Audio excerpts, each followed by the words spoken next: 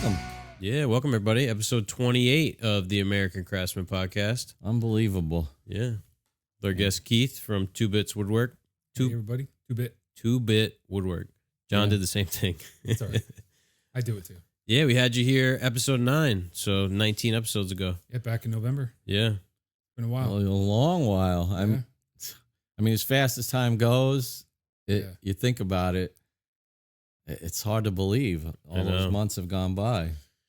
Yeah, it feels like we've been doing the podcast for like years. I guess because we do it every week. I mean, that's right. Yeah. So we're doing it so often that it feels like we're just constantly doing it. I mean, it's over half a year. Yeah. So yeah. I think week 27 was actually the 6-month mark. The first week we actually did 2. We did one on, I think, was it a Tuesday? And then we did one on the Wednesday. I forget. We did 2 back to back. At the beginning of the lockdown, right? Yeah. Yeah, it must have been, if it was 6 months ago, that would be August. Yeah, that sounds about right. And we haven't been a company for that long.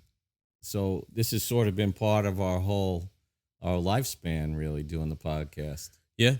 Yeah, we were less than a year as a company when we started. So That's great. yeah. It's deeply ingrained into the... You're stuck. Yeah. No getting out now. We have to start putting like as a line item on clients' prices, like this podcast allowance. Yeah. That's 4 hours, 8 man hours a week, every week. I know. We'll see if we can get away with that. Yeah. I doubt it. It's hard enough as it is. And Keith is kind of like a local celebrity here on the podcast, right? Yeah. He's here. He's been here twice. Yeah, He's been second featured time. at John Peters, right? Yeah. Part of the small local network of people that we know. It's a good little network there. Yeah. Yeah. A lot of the good guys. Yeah, and getting into the whole clubhouse thing, I've actually, realized that there's like a lot of people in this area. I don't know. I didn't know a lot of the people that are on there. So it's interesting to meet sort of all these people that are in like Long Island, and we'll ask a little bit later, but you're going up to the Catskills this weekend for a little event. So we'll talk about that. I know some of those people are going to be there. Yep. Cool. I guess it's St. Patrick's Day. We didn't say that yet, did we? No, You see happy. it. Patty's Day. If you're watching on YouTube, you'll I'm see wearing that. green. I wore my I'm green. wearing green. Yeah, see, listen, I was up at 3:45 this morning. I was working at 4:15 at my house. I got home I can't top that. and I got dressed before. I got dressed when I originally went out. I got home and I was like, oh, it's St. Patrick's Day. I should put on one of my green shirts. And I was like, no, I'm not changing. There might be green letters on it. Are you wearing a... No, this is my Keep Craft Alive shirt. Okay, yeah, there's no green on that one. I said it's Greene Street. Yeah, You're good all year. Yeah. There's green on the glass. that's true. That'll work. You didn't bring green beer, did you? No. Well, I was going to. Yeah. I was like, nah. I guess they probably do sell that now, Yeah. like at the store. I haven't seen it. No, I I figure have one of two these shirts. craft breweries would come out with it. Yeah, green and brown. So and on any given day, chances are 50-50 I'll be wearing a green shirt. Yeah, I've got the green and the gray. And Cool. this is nice. We're getting right into the beer of the week. Oh It yeah, is St. Patty's Day. Oh, yeah. This is what I think it is. yeah. Nice. I was trying to guess if you were gonna bring like an Irish beer or not. Oh, yeah. Beautiful. And there's more. And they are nice and cold. We can't seem to tune our fridge to cold enough to get beer really cold, but not too cold to freeze everything in there. Yeah, We've had a couple dorm fridges. That's why. had a couple explosions. And Keith is the official bottle opener maker of the podcast. You know, Keith, you probably don't know this, but as a guest, you get one of our official parting gifts. The empty bottles. No, one of these glasses. Does that sound like us? Well, hey, look, we get 5 cents each. Got to take your own recycling home. No, you get the official American Craftsman podcast glass. Yeah. All right. Cheers. Game? Yeah. Cheers with the bad arm. Happy St. Patty's.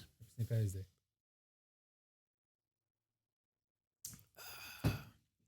I love Smittix. Oh, well, we've been talking about the beer like everyone knows what's out. Yeah. So Keith brought Smittix Red Ale. It's spelled like Smithwick's, Yeah. but pronounced Smittix. Smittix and Sons, Ireland. Irish-made red ale. Ruby red brew with a gentle hop bitterness and a sweet malt finish. It's delicious. It's good. Yeah. Really hit the spot. It's like a burger beer. Yeah. Yeah. This is like a good choice, like when you go to like a bar or a restaurant, specifically like you said, like with food, like and you're gonna have a draft beer and they don't really have like a good selection, like and they have Smittix, it's always a good one to go with. Yeah, there's a place in Long Branch I go to, or I used to go to a lot with one of my old bosses, and it's the Celtic Cottage at Long Celtic Branch. Cottage. We go there all the time, and they've got these really good like fries, like chips. Oh, like the round. Yeah. Those are It is good. Pub, really good. You go there, pub and fries or something they call Yeah. them, I think. get a nice black and tan or something, and a burger and some fries. Yeah. Where in Long Branch is that? It's down by West End. Oh, okay. I think I don't know like West End that we okay. used to work in Long Branch, but Cop kind of bar. yeah. It's good. Yeah. Nothing like a beer and a burger.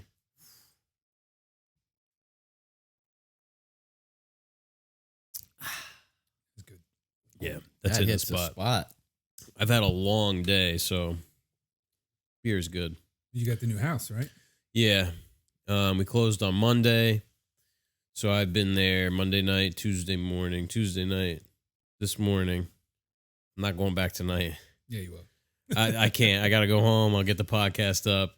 And then tomorrow morning, I'm going to get my second vaccine. So I got to leave around here like 6. So I don't see myself going over before that, but it's not out of the question. It's been known to happen. Yeah, I was over there at 4:15 this morning. I saw that. Yeah. It's early. I got no choice. I have to get stuff done over there. So it is what it is. That's a young man's game. It is. I'm done. I was telling him, I was about 40 when we moved here. And maybe I was 39. And I'd come out on the weekends from New York, and I'd sleep in the house and do all the stuff he's doing now, tearing out the wallpaper and the rugs. And then because I was a teacher, I had the summer off. Oh, cool. We wound up moving in July. But I didn't work even after we moved in. I was, just working in the house. Yeah. And we had the refrigerator out on the porch for like 3 months, like the Beverly Hillbillies, we used to. Like, who are these New Yorkers that just moved in with the fridge on the porch? Well, I had to take everything out of the kitchen. And what was I going to do until we got, everything situated? I didn't want to get new appliances. So I put the old refrigerator out on the porch. Easy pick up for later. Yeah. Yeah, my problem is like, my wife works, and so she works at a salon, and she owns a yoga studio, so she's teaching yoga. And we have a son, so it's like we got to juggle both 3 schedules and our son. So it's like I can only get over there at select times. This morning she had a class at 6:30, so like I had to be home by 6 o'clock. Yeah. So I don't have a lot of time to spend over there. So I got every little time slot I can fit in. And the problem is you can't work up ahead of steam. It's like I'm over there for an hour. You can only get so much done in an hour. Like the first 15 minutes, you're kind of bumbling around and trying to get set up. And so if I can get like a full day in there, maybe Saturday, I think I can knock out everything I need to. But, it's a process. Yeah. Never ending. You'll look back on this time in 15 years and chuckle. When you're in your next house. Yeah. Your next house, you'll be like, hey, remember when we did this 15 years ago? Yeah. Well, interest rates just went up. Yeah, I saw that on the news. Yeah. Because we just refinanced and Jeff just got his mortgage, so we really got in. Yeah. I got in 2016. We got into our new house. Mm-hmm. We got really good rates with the BA. That's good. Yeah. Yeah, I think we got like 3% or maybe a little bit less. And I saw my wife said that they're up to like 3.25 now. Which, I mean, you're talking quarters of percents. It's Yeah, well, on a couple of $100,000. Yeah. Oh yeah. Yeah. Yeah, we got in at like 3.25, 3.15, and then we get these things now. The VA, they'll send out everything once in a while, like, oh, redo your interest rate down to 2.85 or something. It's not even worth it with the closing costs and other stuff. Yeah, That's the thing. It's not worth it. Yeah, I mean, it was how long of a process for you? 3 months. Yeah. I mean, we got it at 2 5/8, and it took so long that it actually had gone up. But my wife, she's tenacious. Yeah. She's like, no, I want that rate. Yeah, we were at like 2.8, and then because it was a nightmare with this house where it was like, okay, you guys are up, and then the original buyers still have it, and so we went back and forth. Because didn't you like lose it for a week and then? Yeah, so the whole story was like back in November, we went and looked at the house, we put in an offer, and they took another offer. So then we said, all right, listen, if it falls through, we'll be the backup offer. We'll give you full asking price.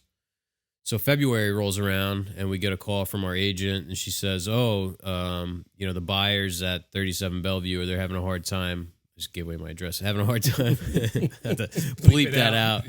You know where to find me. 213 Wilson Avenue. What town was that? Yeah. Buyers are having a hard time getting a mortgage. Or they're not going to be able to get a mortgage. Buyers can't get a mortgage. So we put in an offer, which was $10K less than asking, and they said, okay, we'll get the contract signed or something to that effect. Then we're waiting. It was like maybe a week. They said, actually, we're still contractually obligated with the original buyers. We don't want to kill the deal because of legal reasons. Thursday at noon is we'll be out. So Thursday at noon rolls around. Rob knows we're calling everybody. No answer. This is for like another week. Yeah, they dragged it out. My wife's calling the selling agent, calling our real estate attorney, our agent. Nobody's giving us an answer. We finally get an answer. Our real estate attorney finally was able to contact their attorney, and she sent an email saying, I'm sorry to tell you, but they're doing a cash deal now. So we're like, mother. Well, they were stringing him along to broker this cash deal to try and keep it with the same people. Then, I don't know, a week later, I get an email. We get a text from our agent on a Friday that said, listen, get all the mortgage stuff in order. I'm not going to say anything until I know. This like super cryptic text. And we're like, what the hell is Karen talking about? So then on like Tuesday, she finally gets back to us and says, cash deal fell through. We're going into attorney review, blah, blah, blah. So yesterday we finally closed. It was, That's awesome. Yeah, it was like 2 weeks ago, maybe, or 3 weeks ago. So it was a super fast between attorney review and closing, but. That's great. So he's a homeowner. Yeah. Congratulations. Welcome to Thanks. the club. Yeah. The work has begun. Yeah, you have no idea. Yeah. We were in our last house for like 6 years, and then we got the bug to move to Howell, and one of our friends was out there. So I think we put it on the market in September of 2016, September 1st, and we were in our new house by November 16th. Wow. Yeah, because typically it's like what, a 60 to 90 day kind of closing period. We sold our own house, so it was by seller. We didn't have an agent or anything. Nice. We got lucky. And the day we put it on the market, we had an offer. That's now. And that was it. And it was great. The girl loved it. Her cousin lived like 4 houses down. Mm-hmm. So our biggest problem was finding a house that we liked in Howell. Wow. My in-laws are literally across the street in the identical house. They're two of the same houses built in like 1923. Oh, nice. Like literally identical. The only difference is ours has the house was either moved at some point or it used to be on like a crawl space and they dug it out and put in a full basement. But literally like the layout of the house, you walk in and they're just mirror images of one another. It'd be easy for the kid to adjust. Yeah. Yeah. because he goes there on Tuesdays and Thursdays. So That's good. got babysitters right across the street. You can't beat that. Yeah, we're gonna have to put some like speed bumps on that street. We're gonna go out there in the middle of the night and lay some tar. Yeah. And Speeding. I'll put a 6x6 and like tap con it into the street. I'll cut like a 45 on either side. get some of those neon turtles, kid playing in the street. Yeah. Put him in the middle of the street. Yeah, exactly. Luckily, he's pretty smart. Yeah. But people drive so poorly. Yeah, and people use that as like a cut through because it's right on 36 and Leonardville over here. I don't know if you know Leonardville, but people come down that road and then turn to get back out to go onto 36. So it's not too bad, but just something to think about. Yeah, we'll put some gates up. We lived on a road. maid road in our last house. It was the straight shot from Route 35 to Asbury Park. So at the end of our road was Convention Hall. So, Oh, wow. Yeah, I mean it was great. You could ride your bike to the beach. It took it's only like maybe a mile. I think less than a mile, and we would walk there. Many a times. But during the summer, traffic. Yeah. It'd take you 10 minutes to pull out of your driveway. Yeah, even here on 36, and the traffic going down to Sandy Hook is. Oh yeah, I went to Home Depot in Hazlitt one day this summer, and the traffic was backed up at Harmony Road, which is or Middle Road, which is I don't know, it's got to be 5-8 miles north. Yeah. And the beach is still, I mean, it's not that close. It's close, but it's not that close. Yeah. So it backs up early. Sundays, I used to live in Highlands, and Sandy Hook would close. They would reach capacity, and it would just back up from the bridge all the way to Atlantic Highlands, almost like where we bought the house. And we would shop on Sundays, go grocery shopping. So we would have to leave super early and be able to get back home before the traffic would back up. Crazy. So it's nice living at the beach, but it also sucks. Yeah, we got tired of it. We moved out west. We moved to it was like a different state. Asbury is crazy now. Between you look at Asbury Park, it's very crowded. There's lots of tourists. There's the beach, and then you look at Howell, and it's like farms, and people have your neighbors have goats, and it's. You got it. You got any animals? 2 dogs. No, I mean animals. No. An 8-year-old, does that count? I was gonna say, got kids. Our 8-year-old. Yeah. They'll be 8 in April, but yeah. Wow. No, civilized animals. No, not yet. That was me when we moved out here from Brooklyn. I thought this was the country. I thought, I'm going to grow all my own vegetables. I'm going to do this. I'm going to do that. You realize how much work it is. Yeah. You know that show Green Acres? Oh, yeah. Yeah, that's me. Green Acres is the place. The funniest part was I didn't even know how to start a lawnmower. I didn't know it had the tension release for the blade. So I'm yanking on it and it's almost starting. It's almost starting. That's why your shoulder's messed up. It probably dates all the way back then. I bring my brand new lawnmower back to the Home Depot because that was the only store out here then. And some kid comes, teenager basically comes out to my truck and he's like, "Oh, let me take a look at it." And he pulls the release thing in and starts it. First pull, it fires up. He's like, and he didn't It's know fine. that I didn't know what I was doing. He's like, "Huh. Well, there you go." He didn't know I was a mentally challenged urbanite. Yeah. It's like, "Oh, you pull that bar in." You were lawn challenged. They didn't Yes. teach you that in Texas? No. Not much grass in Texas. No. At least no. where you were, I guess. Yeah, a lot of hay. Yeah. I hauled hay, but I didn't have anything to do with cutting it. It was already in the bale. You ever haul hay? You see the hay bales out there in Howell? I have, yeah. It's funny is when I was stationed all over the place. Oh, but okay. when I was stationed at Fort Riley, Kansas. My first minute that I pulled on, I saw tractors baling hay, and I'm like, this is definitely not New Jersey. It's just on post baling hay. Yeah. Yeah. In Texas, at least Central Texas, where I was in high school, it's like a rite of passage job to haul hay because the bales weigh a certain amount, Right. and you have 2 kids up in the flatbed, and then you have 2 kids down in the field who would toss the bales up. Okay. And so it's hard labor. It takes a lot of upper body strength. Yeah. And so These are rectangular bales? yeah, the rectangular bales, and you wear gloves because it's got wire holding them Yeah. together. It's hard work, and you get you got your shirt off because you got to be showing off all your muscles. I was gonna say it's not those round bales because those No. things are humongous. Yeah. They're like 8 feet across. They're like 60. Like, wait a minute, how are they picking those up? You got all that hay scratching your Oh, red. yeah. Yeah, Sneezing. yeah. But I had to prove my worth, being a city boy, that I Yeah. could do it. There you go. Otherwise, you had to rumble. Yeah. Well, better get to the tool of the week before I Yeah. forget. We get sidetracked easily. Yeah, so you may have seen, I've been posting about these on Instagram. This brand, sort of just came across my Instagram feed a couple weeks ago. It's Montana Brand Tools. So they make everything out in Montana, and they, they specialize in drill bits and drivers. So this is their, try and get it on camera.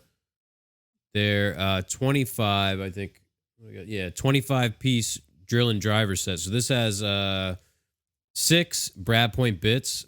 These Brad Point bits they're really nice. I was drilling a bunch of holes in walnut with them yesterday, and they were super clean. But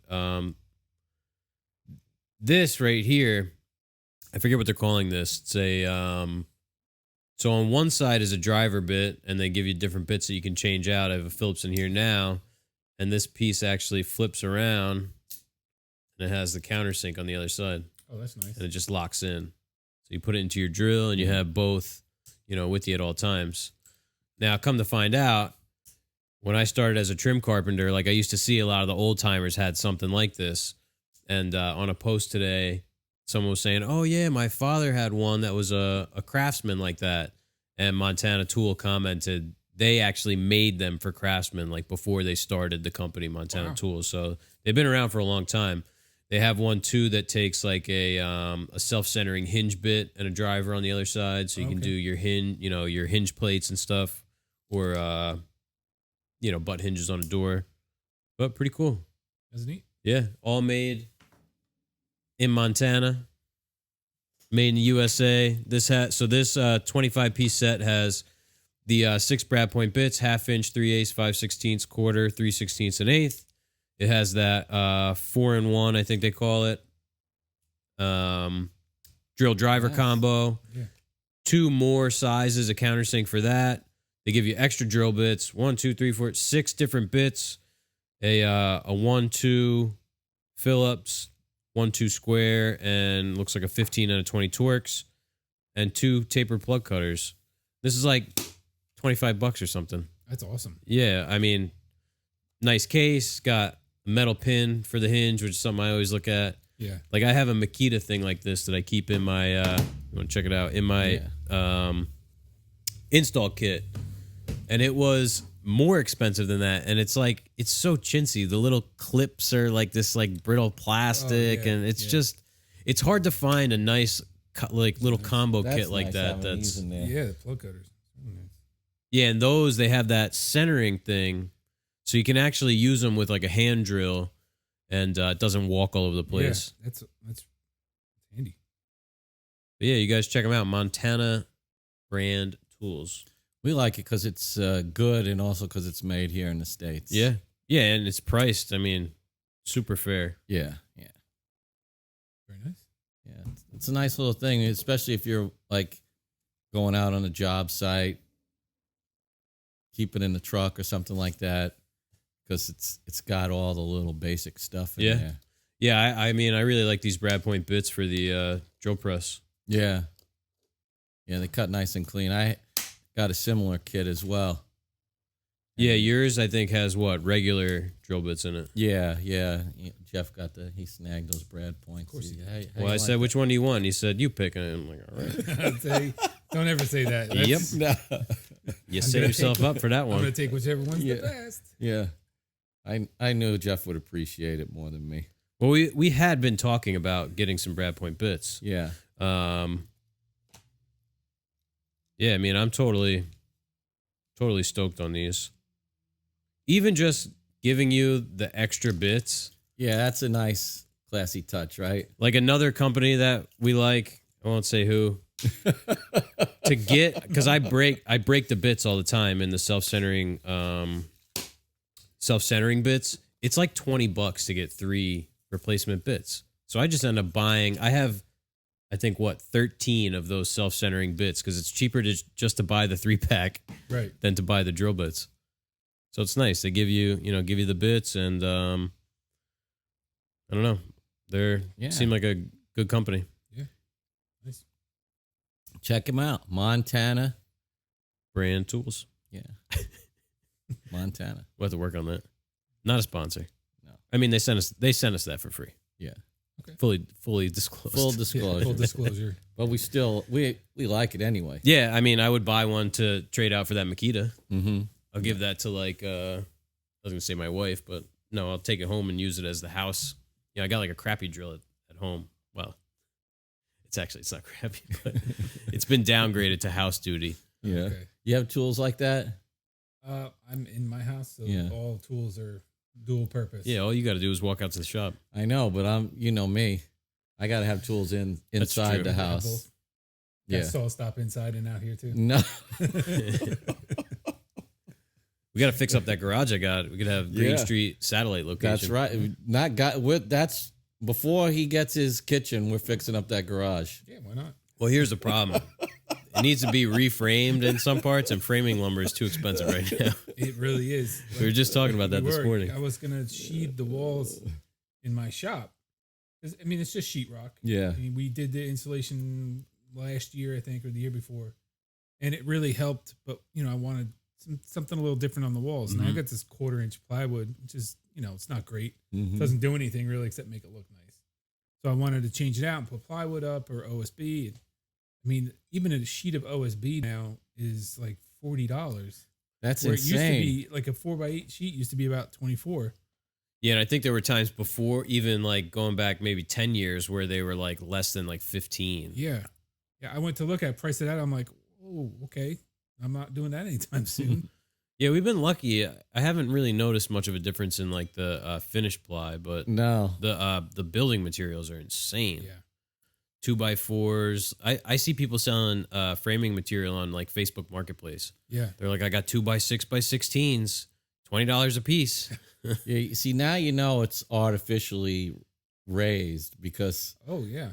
our stuff is coming from the same places, like the Weyerhaeuser and Georgia Pacific. They're making all that same plywood, and our prices haven't really been impacted like that. Do they though? Do they make that? Yeah, the big companies. The veneer? They make the Oh. veneer stuff? I guess I shouldn't say. I shouldn't say that they do for sure. I don't know one way or another. But I never thought of it that way. I think they do. Like Yeah. the places like Atlantic Plywood and everything like that. They're big dealers like that. Mm-hmm. But it only goes to show you that they need more. This is what people are buying, Yeah. so they jack those They're prices up. seizing the opportunity. Yeah, Yeah. Everybody's home and doing work, home projects. I did that shed ramp Mm-hmm. and I couldn't find 2x6s for like the frame. I ended up using 2x4s and doubling them up. Mm-hmm. I now have since bought 2x6s to, do it in the spring, change it out. But, I had to have something for the winter. Yeah. Yeah, like we built a deck, and it must have been right before everything got real Yeah. expensive, because it was actually It's cheap. it was reasonable. Yeah, it was like, I don't know, $2,500 in material or something.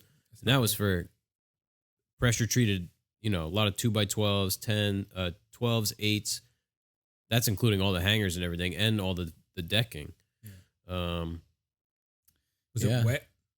Oh yeah, always is. Yeah. I mean, like John and I were talking about it, and I was, you drill in and it Yeah. just Water comes the out. water comes the out. water yeah. just comes out. The screw goes halfway through the board. We call it water. It's just poison. Yeah. Water with quotation marks Yeah. around it. Liquid. Yeah.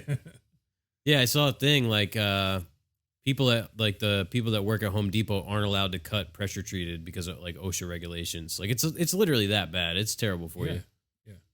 They're really, really wet and they're heavy too. Yeah. Mhm. Yeah, remember some of those 2x12s? We had 20-foot 2x12s. Yeah. I've got 10-foot 2x6s in my garage, and they're all standing up because some of them were warped. But you can see, like, you know, it's starting to get Puddle. wet. I'm like, this is just ridiculous. Yeah, and it's probably all going down to the bottom. Yeah. That's why I'll just cut it off at that time. Yeah, Good we thinking. got lucky with that material, I think. Yeah, we got it from builders. I mean, it was good quality. A lot of the stuff was really straight, and we didn't go to the box store for it. We went to like a local lumber yard. That's where you got to go. Really. Yeah, and they drop it off for free. The guy snaked right where your truck is. He dropped it like off of a flatbed. Really? He was able to get the thing back there and get it turned around and just drop the whole stack right there. Yeah, I backed in this time. I wasn't pulling in again. Did you pull in the one driveway and then? No. If you pull in, there was no one behind me on the road. Oh yeah, if you We pull got in a this little driveway, you got the half little moon now. loop now. Oh, you do? Yeah, Oh, you didn't tell me that. He rented a Bobcat. Nice. yeah.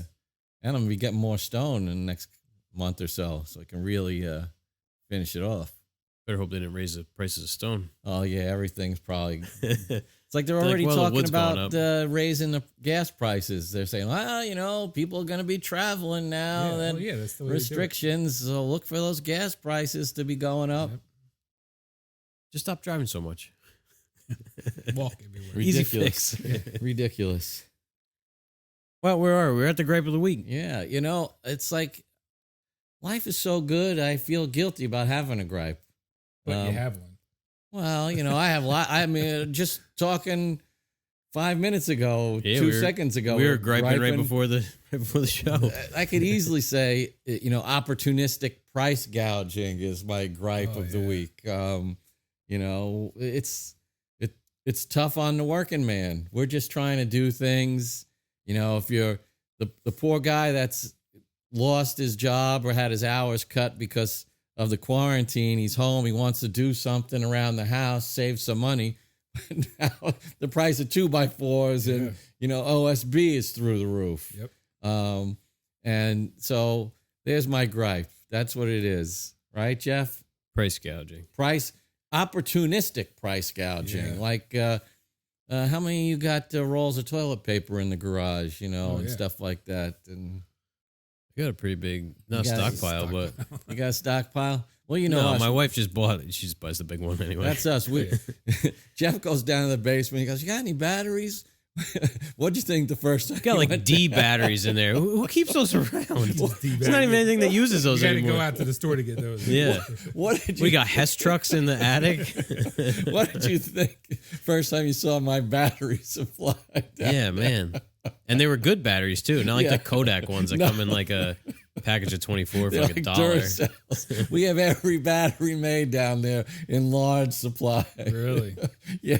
Not the big box store brand stuff. Too, No. I have like Sunbeam or like whatever's cheap. BJ's or Costco brand. Yeah. Yeah, so like the remote in the living room needs batteries like every month because they're so bad. You got Joe's discount battery. I in gotta there. like hit the remote to get it to work.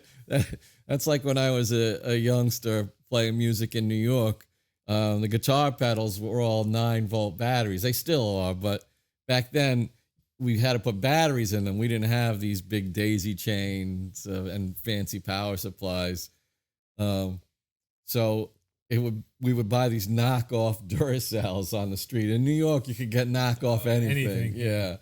And you get them for 99 cents, but it would be like Duracell with 1L or something. Oh, God.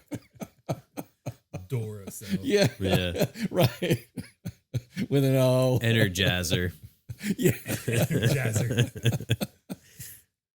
But, That's funny. so there's always plenty to gripe about. Oh, yeah. But we got it good, the three of us Mhm. and everybody out there. So may have to revisit the gripe of the week, start talking about what's good and Yeah. what was the high point of the week, something good, The ungripe. the ungripe of the week. Yeah. It may be time for a maybe like a layout shift. Yeah, layout change. Yeah, half a year in. Yeah.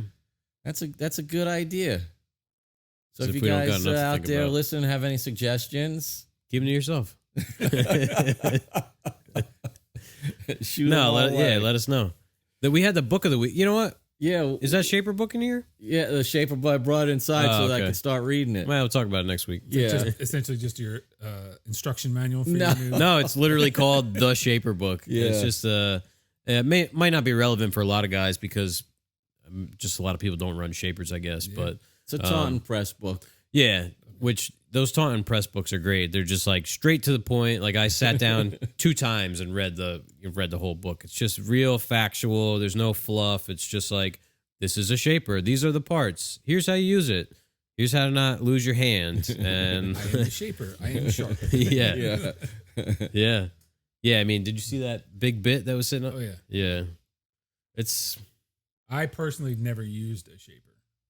we never really used them either. No, not a big one like this. We've had little ones. Yeah. With just like router Yeah, it's router basically a bits in it. fancy router table. Okay. Yeah. We never ran. But it's, an 1.25 inches instead of a 1/2 inch. So you can spin obscenely large. Make With your the own one in there moldings. it's like 6-inch diameter. That's crazy.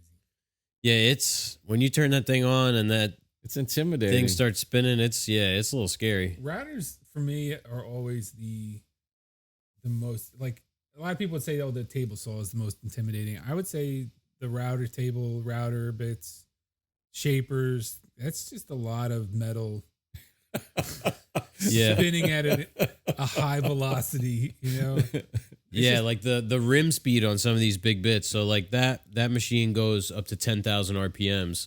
Now that's at the, I guess, the center, or let's just say it's the outside of the 1.25 inch spindle.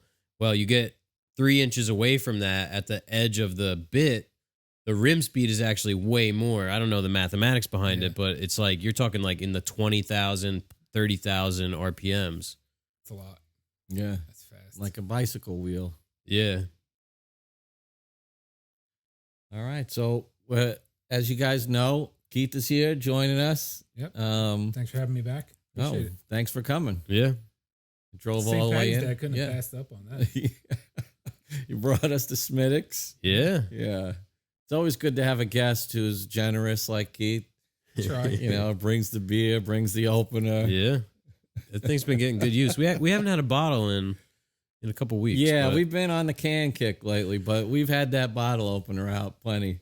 yeah. Yeah. Well, Tim brought a couple different beers, Yeah. and We got 2 weeks out of that. yeah, if we didn't have a guest this week, we would have been drinking the other one that's in there. You're like, what do you mean? We don't have to leave the shop to go get beer? We'll Yeah. have this one. Jeff, quarantine. Was there a quarantine going on? Jeff and I didn't know there was Apparently. a quarantine. Yeah, I actually have my first like social function coming up since this whole thing in May. Well, I won't say because I don't think this guy listens to the podcast, but a friend's birthday is coming up, Mhm. and well, I probably just gave it away if he does. I highly doubt he listens to the podcast, but yeah, I got an invite to like a surprise party, and I'm like, man, this will be like the first time I'm going out for like some kind of social thing in Yeah. a long time. Yeah. I don't miss it. I miss the events. So, Workbench Con Mhm. and Maker Camp and like all these other events. We get together with like-minded people and just, shoot the crap and just talk, shop, and, just interact. Right. Well, it's a perfect segue. Why don't you tell us where you're headed this weekend? This weekend, I'm headed up to the Blackthorn Resort in the Catskills up in East Durham, New York. And they're doing a hammer-in blacksmithing event. And they're going to be doing I think they're going to be doing an event, something different, or maybe just a hammer-in every month up until October, which is the actual Maker Camp. So I'm looking forward to that. And the Maker Camp was canceled last year, but the year before I went, and it was a blast. I had so much fun, met all these different people, and it was just a good time. Yeah, we were in a clubhouse like right before we started earlier, and they were talking about who's in there. Luke. Lucas? Yeah. Yeah. Not Lucas Mann. Luke, okay. who does the blacksmithing. I don't know his last name. Smith, maybe. Okay. His wife is. That's appropriate. They do the May for Makers. Okay. Yeah. I don't know him very well, but he was saying he's going to be up there, and then they were talking about Maker Camp, and like I was telling you, I would totally be going this weekend if it wasn't for just buying this house, and I got to be in there doing all kinds of work. But I'm interested in maybe going to Maker's Camp. It was great. I mean, and it's not expensive. Like if you go to some of these other woodworking events, they get pricey. You get airfare, and hotels, and just the event itself are pricey. Yeah, Workbench Con, like it's like $1,000 weekend, easy or more. Most likely. Yeah, more. Yeah. What Depends goes on where on you're at flying Makers from. Camp? Last year they had just different stations set up. They had Steve Pellegrino was making knives. They had a couple people doing blacksmithing. Ellen Durkin was doing blacksmithing. She's an amazing blacksmith. And a couple people teaching welding, people doing like turning with wood. And Paul Jackman was down there and he was doing stuff. So, I mean, they were learning how to turn pens, so it's something from even, from turning a pen to, welding and blacksmithing or forging a knife. So it was a really interesting, fun weekend. That's pretty cool. Yeah, what's the format? Is it like sort of free form where you could just walk around? Yeah, or? it was free form. It was just kind of, if you wanted to just hang out, then you just hung out. Mm-hmm. And then it was fun because, a couple other people were just like starting to do their own little thing, but not part of the bigger deal. But they were just doing their own little thing. Like someone was making, I think it was Jimmy DeResta's sister was starting to make jewelry.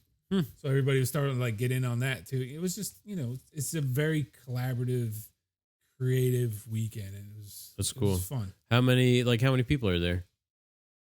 I think it depended on the day, because you can go up for like a day or the weekend. I did the weekend. I want to say maybe around 100, 150, maybe. It's a lot of people. Yeah. Maybe that much. And it wasn't like a Workbench Con. Yeah. But it was still. I don't know how many people were at Workbench Con. Yeah. Maybe 500. I don't know. Yeah. When I went, it's hard to judge. I went not this last year. I went the year before, and it was okay. It's all right. Yeah. We've been talking about it in Clubhouse because Johnny Law's Woodshop, maybe. So I'm butchering people's names constantly as to what they're. Got a business to run. It's all right, Jim. It's all right, Jim. No problem. Yeah. Johnny Law and a couple other guys, they want to bring something like that to the West Coast. They've been kicking around. We've been talking about, like, what did you like about Workbench Con? What did you not like? Like, I wanted more class time. The classes were great, but then there was like 3 hours a day where you're supposed to just like walk around and like talk to people. Like, I already met everybody. Yeah. Like, there's only 12 sponsors here. How many times can I walk around this thing? Here's my business card again. Yeah. Like I'm not even interested in talking to you at all as it is. Like I'm here to learn. So can we just like add another class? Yep. That way I don't have to like try and mingle for 2 hours. So the 1 year I was going to go, I went to Workbench Con and I didn't go to Spring Make. And I was like, all right, maybe next year. And then I was going to go to Workbench Con. I said, you know what? I'm not going to go to Workbench Con. I'm going to go to, I don't remember what they called it this past year, but it wasn't spring. It was something a little different. And I said, I'll do that. And then they canceled it because of COVID. And I'm like, I didn't get anything this year. But I do remember Spring Make was a lot more of the, it was Maker Summer School this year. That's what it was going to be. Oh, yeah, I remember hearing about that. But that was just all, you go learn woodworking, you go learn welding or metal and forging. So there was a whole bunch of different, that was more classes. Yeah. That's more hands-on learning. It was a lot different, a very different format than Workbench Con. Yeah, like with the internet, I don't need to be like face to face to communicate with. Like if I wanted to, if you don't know what Workbench Con is, it's like a what would you call it? It's for content creation and how to basically the classes are focused around how to work with brands and stuff like that. Yeah. It's a convention. It's a convention. Yeah. It really is a convention, and they have breakouts. Yeah. For different things. So there's brands there. Sawstop was there, and Rockler, Woodcraft, Craig Jig, Total Boat Epoxy, Bessie. Actually, no, they had Jorgensen when I was there. Bessie was there when I was. Yeah. Who else? Wall Control, Firm Grip Gloves, and Power Pro Screws. So like they all have these booths, and there's whatever, maybe 12 or 18 different brands. And I forget where I was going with this, but they expect you to mingle with these brands and talk to the reps. And I just go on Instagram and send you a message if I want to talk to you. Like, I don't need to get this face. Sometimes it's good to get a little bit of a face-to-face, But it's like 3 hours a day for 3 days. Yeah. Well, if you hit them up at least once every day, they'll remember your name. Yeah. I didn't do much of that. You're talking about what goes on up there in the Catskills, and it made me think about, like, when I was in high school, we did stuff like that they removed completely from the curriculum. Like in metal shop, we made screwdrivers from scratch. They taught us how to temper the steel, how to turn the handles on a lathe, how to, do all this stuff as a kid. And now there's just no place for this. Right. As you have to go up to the, these things as an adult. And it's really a shame that we've lost this in the school system. Yeah, the trades are hurting. Yeah. Yeah, I mean, we can't even find a kid to sweep the shop. No. Like, we've had some kids, but they just can't. How old is your kid? 2.5. Yeah. He's got about another 6 years probably before he's gonna be in here sweeping. Yeah, there's been a few that the spirit is willing, maybe, but the body is weak, or could it be the other way around? Vice versa, yeah. No, yeah, the body's fine. The body's willing. It could be our expectations are pretty high, and I forget what it took to train the first 2 kids that I had. Yeah. I mean, the amount of hands-on time I spent with them, and I don't think I have that type of energy anymore. It's not even called energy. It's patience. That's what it is. Like, patience is just give me the broom. I'll do it. And that's where I'm at now. I get that sometimes with my son. I get impatient. I'm like, I'll just do it. It's like, we'll only sweep every 2 weeks now. Yeah. I used to have the shop swept 3 and 4 times a week, and the place was spotless. I'd leave, he'd come in, he'd put all my tools away, he'd sweep up, he'd vacuum everything. It was pristine in here, but it took a couple of years to get to that point. Yeah. Gotta groom them. Yeah. The last kid said, I keep sweeping, but the dust just keeps coming back. Go figure. Yeah, sweep harder. You think? Are you sweeping the right direction on the mats? Right. Yeah, the mats have grooves on them, and he couldn't figure out, like, sweeping against the problem solving is. I've noticed problem solving in today's younger generation needs some work. Yeah. Yeah, like when I was 13 or whatever, like I worked literally every day after school. Yeah. And on the weekend. Yeah. I don't know. I feel old saying like that kids aren't the same now, but because I'm not that old. But. They're not. But I mean, they're really adept at all these things that are taking place on the computer and electronic devices. They take to like a fish to water. Mm-hmm. But I've had it described to me that the kid who's correcting the parent on how to, work the cell phone can't open the ham package, because it's got like a zip lock on it or something. Like, what is that? Yeah. And that's not. Can't you just text me the ham? Yeah. Yeah. That's not a joke. That was text a me real the password story. to get into the ham. Yeah, you got to make a TikTok video about how to open the package. Yeah. Then they'll learn. I'll just do a YouTube video. Oh God. I did our first Instagram reel today. Yeah. Did you? Which I guess is the hot thing right now. A little late to the party. I didn't even know what it was. Yeah. Posting on Instagram for me is very hard every day because it's not what I do full time. Yeah. So it's hard to like find something to post every day. It's hard, and we do it full time. Like sometimes, you know what it is? It's like what is cool to other people. Like if you build furniture every day, like what I think is cool is different than people that just like kind of follow it as like a hobby or follow it just because they like it. Like this is all just kind of pedestrian to us because it's what we do all the time. Right. So it's hard for me to find something that I find interesting to put up. And it's hard to get past that. You know what I mean? Like, Yeah. I don't want to put something up that I don't find interesting because Just I think to that put it other up. people, yeah, right. It Like just the feels kind plane. of fake. The plane shaving, the curls off the. Oh, I mean, God, yeah.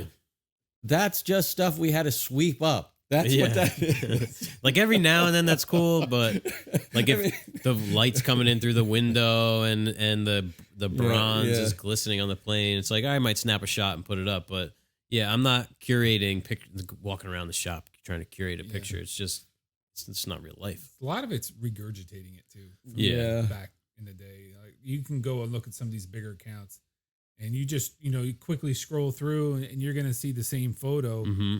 like 7-8 times. Well, that guy that Rob is referring to, it's like just an iteration of the same picture every 2 days for 3 weeks, like a curl coming off of a chisel. Yeah. Like that's like a Okay. Fibonacci spiral. Like, okay, we've all seen that. But, he's got like 275,000 followers. Yeah, I mean, yesterday so it's working. Yeah. I had a plane down 32 slats, 2 sides, so 64. That's not. That's just work. Yeah. That's 3 years worth of Instagram posts. Yeah, it is. My fingers were starting to hurt. It's Yeah. like, when am I going to get through this stack? That's what it's. That's the difference. Yeah. Yeah, and like today, so I was making, they're over there, the shaper templates for these glue ups over here. And so I was bending a piece of AZEK to try and get this 1-inch offset. We had the steam thing out again. And I had this this outside radius. It's a straight run and then 2 4-inch corners, 4-inch radius corners, and then 2 straight runs. And I couldn't get a tape on it, obviously, because we don't have a flat tape in here or whatever. So I took a piece of blue tape and put it on it and trimmed it. And then I put it on the piece of AZEK so I cut it to length. And I'm like, man, that's a really good tip. But I don't have time to stop everything I'm doing Yeah. and say, hey, guys, I got a new tip for you today. If you want to measure it, I just had to get it done. So there's all these little missed Yeah. opportunities to. John talks about that a lot when we're together. That when he would come here to just film, he was Like so relieved, happy yeah. because he didn't have to do both things. Yep. It's like, this is great. All I have to do is film. I don't have to set it up, do it, go Yeah. back. Yeah. Got to like turn off the music, Yeah. gotta turn off the dust collector. Heater, everything. Yeah. Yeah, it's a pain. Yeah. I did that with filming all my videos. It's the same thing. It's, it's a process. Mhm. It takes longer to do it. It's like changing out that joiner head. It should have taken me 20 minutes. You got to change the shot around. 20 minutes it should have taken me, but it's like unscrew this bolt, move the camera, unscrew that bolt, move the camera, do this. Then you're like, oh wait, I didn't get this. I got to go back and. Yep. Yeah. Yeah. Some of the things we did with John even had to be reshot after. Yeah, days later, like. Yeah. Or we're trying to get like voiceover audio so he can use one clip, Mhm. but the audio from a different one. So we're like trying to recreate a situation Yeah. that happened. It's pretty crazy. For me, like if I'm gonna shoot a video, it has to be something that's planned out prior. It can't just be a spur of the moment, or I can't interrupt the workflow of what we're building these client things to make a video. It's hard. not feasible. There's not enough money in the job, first of all, Right. to muddy it up with Right. trying to film it. Yeah. That's it. We don't really earn enough to spend twice as long to build something. Yeah, it does take twice as long Yeah. for sure. Speaking of which, you want to join our Patreon? We could get about another couple dozen of you guys. For We might as be able little to. as $5 a month. Or Three, mine, actually. or mine. Or Keith's. Yeah, that's right. Throw out your address and everything, Keith. 2bitwoodworks.com. The more the merrier. Yeah. We're very, very supportive community. Oh yeah, absolutely. We always say a rising tide raises all ships. That's right. That's right. True. So should we ask Keith about the surgery? At first, Yeah. you I could think we tell. touched on it when you were here the first Yeah. time that you were getting ready to have the surgery because Yep. it must have been. It was like maybe a week before, 2 weeks, 3 weeks I before. think I was here at the beginning of November. I got it done in like the middle of November, Mhm. the 18th somewhere. Yeah, so it's done. Tell everybody what it was. So I had a shoulder. I knew I was going to get a new shoulder replacement. the doctor wasn't sure if I was going to get a primary, which is just kind of normal. They, ball socket where it goes, or reverse. If you have a lot of cuff damage, what they'll do is they'll take the ball and put the ball on your shoulder and the cuff on your arm. I was like, I don't know if I want to be backwards. They're like, yeah, human anatomy. We're just gonna we're gonna tweak it. Yeah. So I was like, I don't really want that. Why is that a possibility? That's what I want to know. Yeah. If you don't believe in God, right? Like he designed the like I guess if the cuff was just really too bad, they would just give you like a new thing, and it was just the way it is.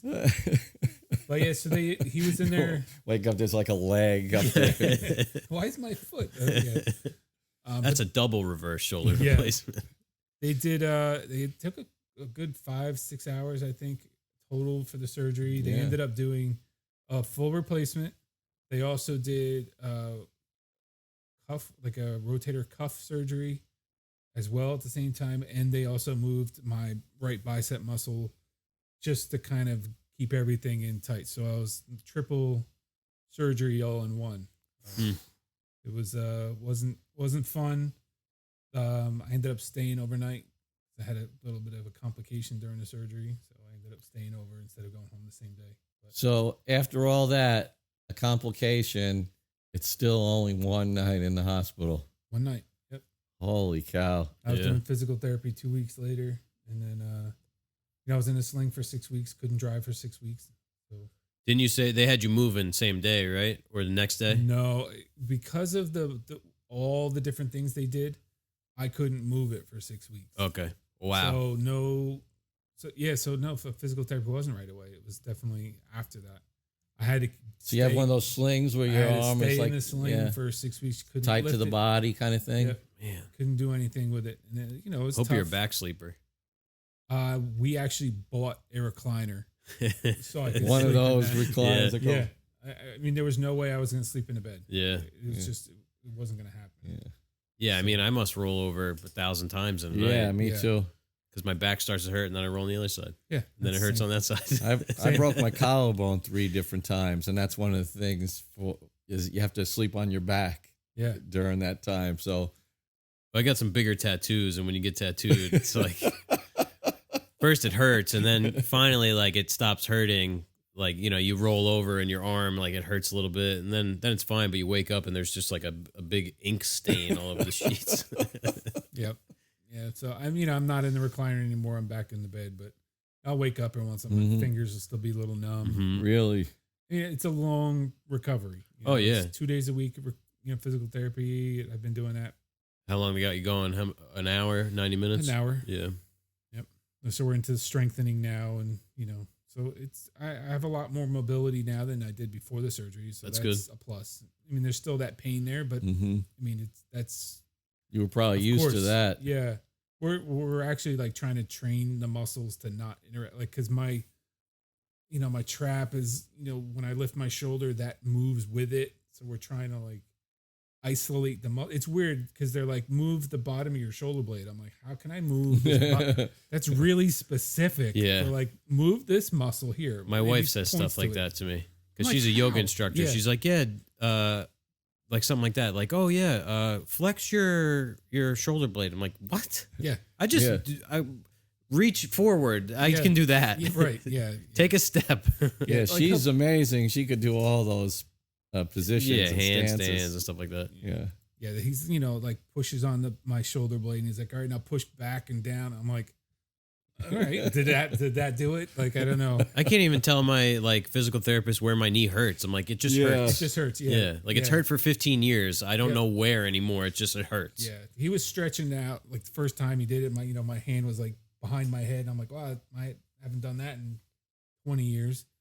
And, he did something, it like tweaked and it hurt. He's like, where does it hurt? I'm like, my shoulder. Where, what do you, like inside out? I'm like, I don't know, my shoulder. Like, I don't know. Yeah, you get used to it, after a while. Like you just deal with part of life. Deal with it hurting, yeah. I mean, Rob's in physical therapy, I'm in physical therapy. All three. You're in physical therapy. Man, the insurance companies are cashing in. It's the thing to do, I guess. Yeah. Well, I mean, these injuries, like mine was about 4 years ago. And the first question they ask you is, did you go to the doctor? And they're like, no. Why not? I don't know why not. You know, you just too busy living life. You keep going until it gets to where you can't go anymore. That's you know, and thankfully it wasn't as serious as your guy's injury, but it's still like when it's hard to hold up a cup. That's when I knew it was when I picked up my son gave me this big dad coffee mug. You know, it's huge. And it, you know, I picked it up one day and it like was clicking and it wasn't going all the way up. I'm like, okay, so it's time to go see the doctor now because I can't even lift a cup of coffee up.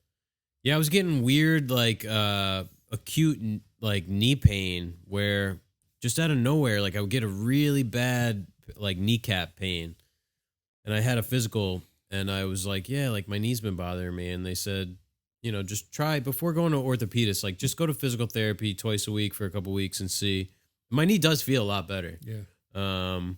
And doing like I'm doing the same things now, but with more weight, and it's way easier than when I started. Like it's amazing to realize how weak your like leg can actually get.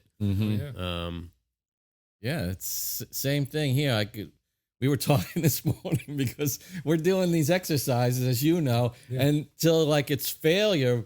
But I'm working with like a 2-pound weight, you know, and my arm is like shaking. Yeah, he brings it to physical therapy, like, and I'm laying down. He stretches for like the first 20 minutes, and then he brings out the weights, and I'm like, "That's a new color. I don't want that color. What color is that? That color looks like it's heavier than the last." Oh yeah. I'm on 3 pounds now on like the ankle weight. I'm like, how could 3 pounds feel so heavy? I'm like, I'm only doing 3 sets of 10. Yeah, I used to leg press. I'm not kidding, like over 1,000 pounds. Now I'm doing like 160 on the thing. Like my legs are hurting. Well, that's how your knees have got messed up. Yeah, I know. I was like, yeah, I used to do the ones like where you're like angled on your back. She's like, oh yeah, that's terrible for the knees. Yeah, the sleds. I did that with hockey. Yeah. So this is where we're all at. She's like, don't lock your knees out. I'm like, wait, you're not supposed to lock your knees out? Oh man. So has anything changed for your workflow since surgery? You know, what's better, what's worse? I think I started doing small stuff in the shop just about a month and a half ago. I think I was doing like a set of dog stairs for a client, and it was just kind of getting me back in the shop and building, doing something, not lifting heavy sheets of plywood. It was just little things. And since then I've also been doing, you know, little projects like doing a pack out box or doing, you know, the joiner upgrade, or just did one on the table saw. So it's just little things to kind of get back in, do something, but without, you know. Now you work by yourself. Yeah. That's one of the critical differences. Now, when I hurt myself originally, I worked by myself, and just doing things like picking up something heavy or getting a full sheet of plywood. These are the things that re-aggravate the injuries all the time. Yeah, I mean, there's so much stuff around the shop where it's like, we could do it ourselves, but it's just so much, it's easier and faster to just say, hey, and Rob, you come in, like lifting up these, those are the Chase lounge bases there. And that's, what is that? 2 pieces of 3/4 and a piece of 3/8 plywood. So that's like, a full sheet of 3/4 and a half a sheet of 3/8 all sandwiched together. So to pick that up by yourself, like it's pretty heavy. Yeah.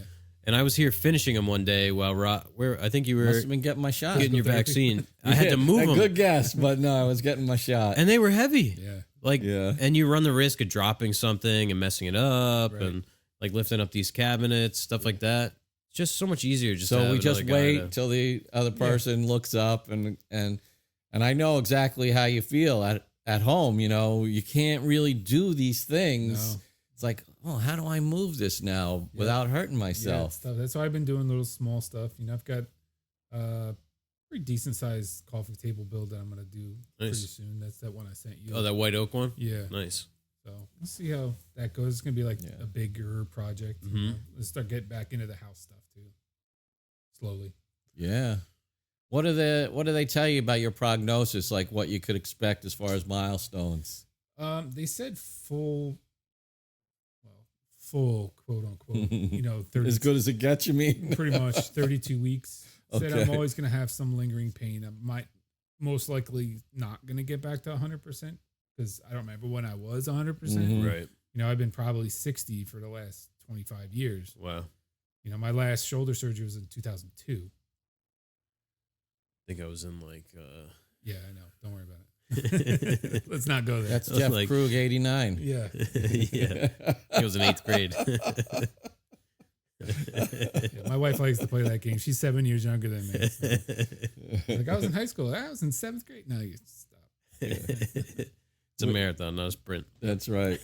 See, I married an older woman because, I figured that evens it out because I'll probably wind up dying before her anyway, just barely. Got a lot of miles on that skin suit. Yeah, exactly. We'll cross the finish line just about the same time, There you go. probably. You guys want another one? Yeah, Yeah, why crack not? it St. open. Patty's. Yeah. Should still be cold. Yeah, what do we got up next on here? We you may notice we took the viewer questions out this week. Well, we didn't take them out. I didn't get any because I didn't ask for them because I don't know, when we have guests lately, like it's hard to get a conversation because the questions are so focused. You know what I mean? So we'll be back to our regularly scheduled questions next week. Here's a good one. Is there anyone on Instagram or YouTube that you either draw inspiration from or you just really, enjoy their channel, like to watch it yourself? Yeah, there's a bunch. He doesn't even do any woodworking really anymore. He did it was like a short-lived kind of span that he went on. It was Timothy Wilmot's. I think it's like Benchworks, or whatever. But he built his own shop, did the floors, and it's one of those. I think he's in Germany or Belgium, something like that. But it's one of those where you watch it and you just watch. Is that the guy you sent me? Oh, what the hell were we talking about? And you sent me a video. Shit. Was it steam bending? I don't remember. But he was in Europe, that guy. I forget what the video was. I think it might have been that guy. Maybe. But it was like, I like watching his stuff. Yeah. It's really interesting to kind of see how someone else's workflow is. Mm-hmm. And he did everything from like the floors, the building, the installation, all the ducting. And, I like watching that kind of stuff. And, obviously John Peters is, get a lot of inspiration from him. He's got a lot of videos. John's a good guy. Yeah. Yeah, and John does so many different things, on his Yep. channel. I told John I wanted to go out there to see his bees. Yeah. Yeah, he just either today or yesterday posted, I think, what did he say? They had 6 hives going into the winter, and it looks like 4 of them survived. Yeah, I saw that as well. I'm happy about that. Yeah, 'cause that's good honey. Yeah. Yeah, I wonder if I can get beehives. Yeah, we could. Well, I'm sure I could, but I wonder what's entailed in that. Probably a lot more work. Remember? Yeah. Remember when I wanted to get chickens? Yeah. We went to Tractor Supply, and they're like, yeah, well, you got to get out there and clean up the poop. And This is the thing about being a naive city folk, like me. You don't know. I have all these fanciful thoughts. you're like, yeah, it'll be nice, Just go to Walmart, get some chickens. Get some and you're chickens. good. Yeah. You got to build them a coop, and then, the raccoons are going to go in there and eat them all. Yeah. Yeah, the girl there was telling me everything about raising chickens. 20 minutes later, I was like, that's out. Yeah. There's no Yeah, way that's I'm not gonna getting happen. chickens. Speaking of raccoons, it was so early when I left the house this morning. I literally saw a raccoon going into the sewer. To go to sleep. Yeah. I'm like, that's a He raccoon. was still out Yeah. partying. Trash pandas. Yeah. They're very interesting animals. Like, part bear, part like some Rat? kind of rodent. Yeah. Yeah. Yeah. We had this raccoon coming around at night, and I thought, so he was out on the front porch. It's going in your refrigerator. That's what it was. Yeah. Well, I'm thinking to myself, I'll just open the Shoo 'em door away. and he'll see me and run away. Not even phased. So then I go out there and he's just not even phased. Lucky he didn't run past you into He's the like, what? house. So then I had to go figure I better get myself a weapon. So I got a broom. Oh, there we go. And he was up on the corner of the house, the outside corner of the porch. And he was trying to get up into the roof of the porch because, it's a covered porch for those that don't know the house. And he wasn't having it. He just totally ignored me. So I went up and gave him like a big, home run swing. And knocked him off the house over the hedge.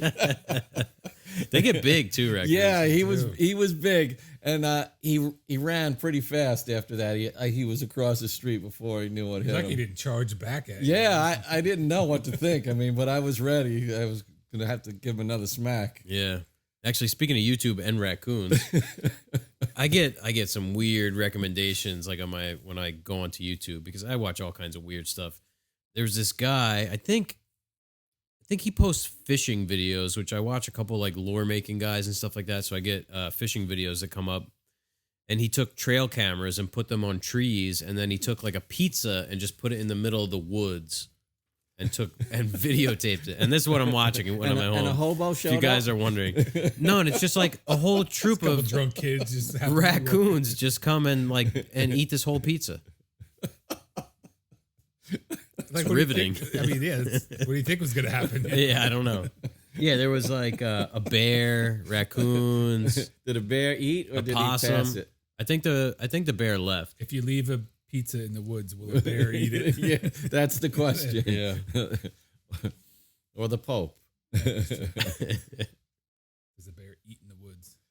Yeah. Oh yes, the raccoon. They're very tenacious too. Remember, we used to keep the sunflower seeds in the big metal garbage can. They'd come out at night and just pop the top of the can. And then they go in there and just gorge themselves, like 10 pounds of sunflower seeds. That's horrible. Yeah, it's like a all-you-can-eat buffet out there at this place. Yeah. There's multiple different types of seeds, and you got all those cylinders. Yeah. With the cylinders where the seeds are stuck together. The woodpeckers like those. I'm hoping we have a revisit from the turkey this year. Yeah. Yeah, that was interesting. I mean, we live, 100, 200 yards from the highway. Yep. Or Route 36. It's a highway. Yeah. Yeah. It's a two-lane divided highway. On two sides, we got the grocery store. Yeah. Yeah, it's an This- entire a strip mall, basically. This is not the wilderness. No, this is the heart of suburbia. And one day there's a turkey in the yard. And there's not like a good access point where he just came strong. Like he had to fly into the yard. Yeah, he had to get over the fence because we have a fence all the way around. Yeah. We get deer. Mhm. We get deer in our front yard, right up 3 feet from the front door. Yeah. It just- Yeah, they like to eat all the little buds and stuff. Yep. Yeah. So what's it like out there in Howell? You say it's country living? Yeah, it's pretty country. I mean, we still have all the stores and everything on Route 9, but we're looking to get a little bit more land in a couple of years after we finish doing all the stuff in the house. Stay there for a couple of years, and then we're going to look to kind of get a little bit more property, bigger shop, Nice. Yeah. some land, maybe get a couple animals. And a little bit of coincidence. The one time I was out in Howell, there was a blacksmith doing some work for me. Okay. And he was right off that Route 9. Yeah. And he had a farm, and on the side, he did blacksmithing. Yeah. And it was where he lived, it was pretty rural. Yeah. I was like, man, what do you do out here? They call it Howellbama. Yeah. Alabama. Howellbama. People don't realize a lot of New Jersey is actually rural. Oh, yeah. Well, Yeah, maybe not- you're there right. is a lot lot of of rural. farmland. Yeah. A lot of And farmland. we were Yeah. talking I earlier mean, it's a garden state. about how New Jersey is the most densely populated state. Mm-hmm. And Uh, it's only we're the fourth smallest state and the most densely populated. and yet there is all this open space. There's a Yeah. lot. Yeah, I was going down south a couple weekends ago, and Mhm. I mean, you just see these farms. It's just you Yeah. don't see any houses, just farmland and farmland. Yeah, the Pine Barrens are huge. Yep. And actually, so last night I was a video popped up on my thing. It was a guy that goes state by state and talks about the the idiosyncrasies of these states, and it was New Jersey, and like the Delaware Bay side of South Jersey is like basically unpopular. Like there's nobody down there. It's all state parks and like federal reserves, wildlife reserves. Is that where the Jersey Devil's from? That's like the Pine Barrens, which is like that whole sort of central South area. What is the Jersey Devil? Is it like Bigfoot, or is it Tasmanian Devil, or Sort of both. Yeah, it's like it's got like Chupacabra? a goat legs and like a horse's head or something. Is that- wings. is that- Was it a goat? Goat head? Maybe. I think there's several different. How mean could it be if it's got a goat head? It's a devil. From Jersey. Like, come on. Yeah. New York doesn't have any devils. No. It's got a lot of other bad things. Yeah, the Leeds devil is like, that's the whole backstory. Is let's look it up. We got the computer here. This is what other podcasts do. Yeah. The Jersey Devil. Because as a, even though I've lived here far longer than anywhere else. I'll say this: if you type in Jersey Devil, Google automatically goes to Jersey Devil Coaster, which is a upcoming single rail roller coaster at Six Flags. Can't do this. I've been here for going on 20 years, and I still don't identify myself as what would you say, a New Jerseyan, a Jerseyite? What do people from New Jersey call themselves? Lucky. From Jersey. Yeah, just from Jersey. Yeah, really. It just doesn't seem... New Jerseyan? It doesn't seem to suit me for whatever reason. Like, I don't identify it. But I've lived here longer than anywhere else. Yeah. Here we go.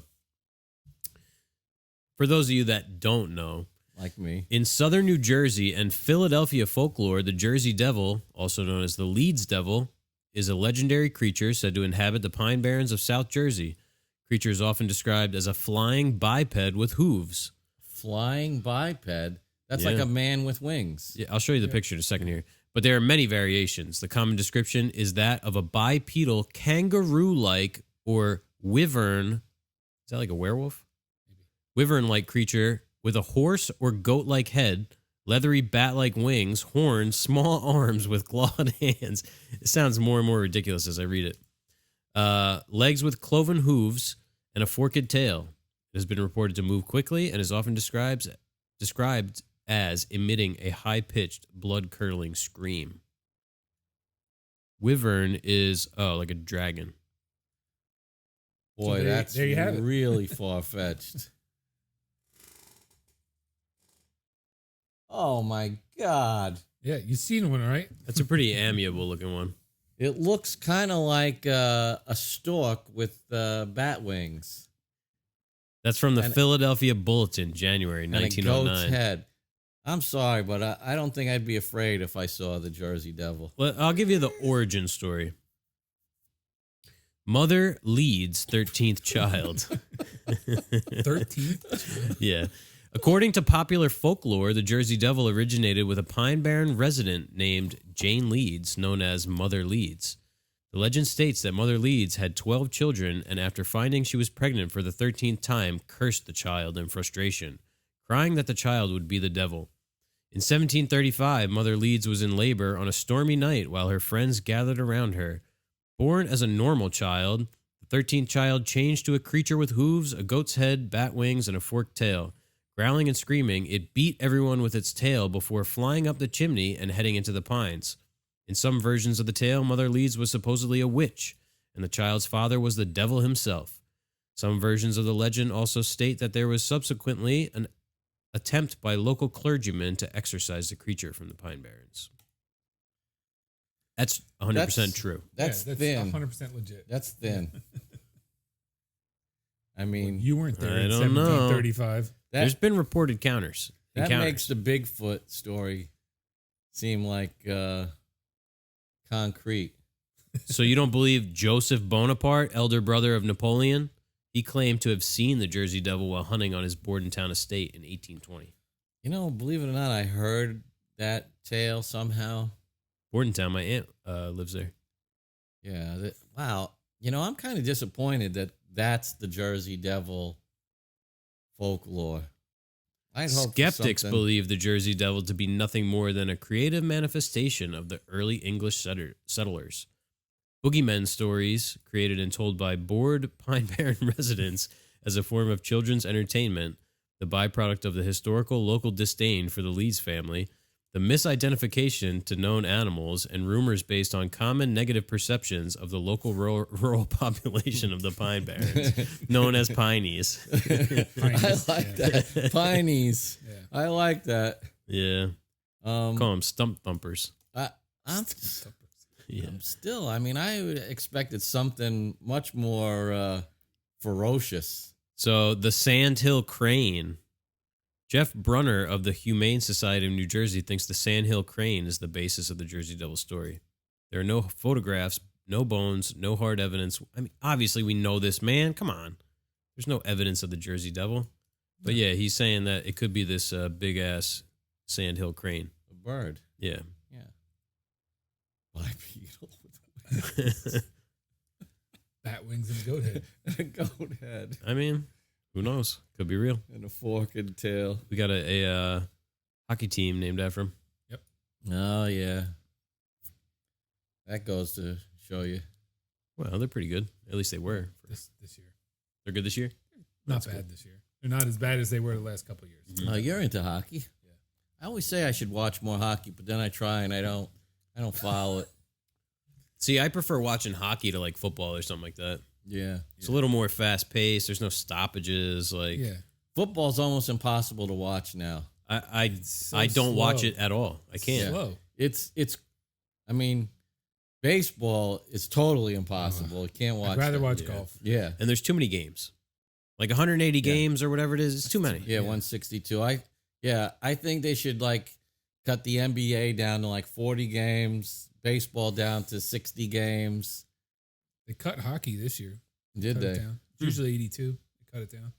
Yeah, because Yeah, that's a lot of games too. Like they play a couple times a week. well, there's too much money in it. All the commercials on TV. That's Yeah. where they get all the money from. So they can't roll any of that stuff back. It'll never happen. I think COVID really hit the NHL hard this year. Yeah. If you look in the past, on their helmets used to be the team logo. Mm-hmm.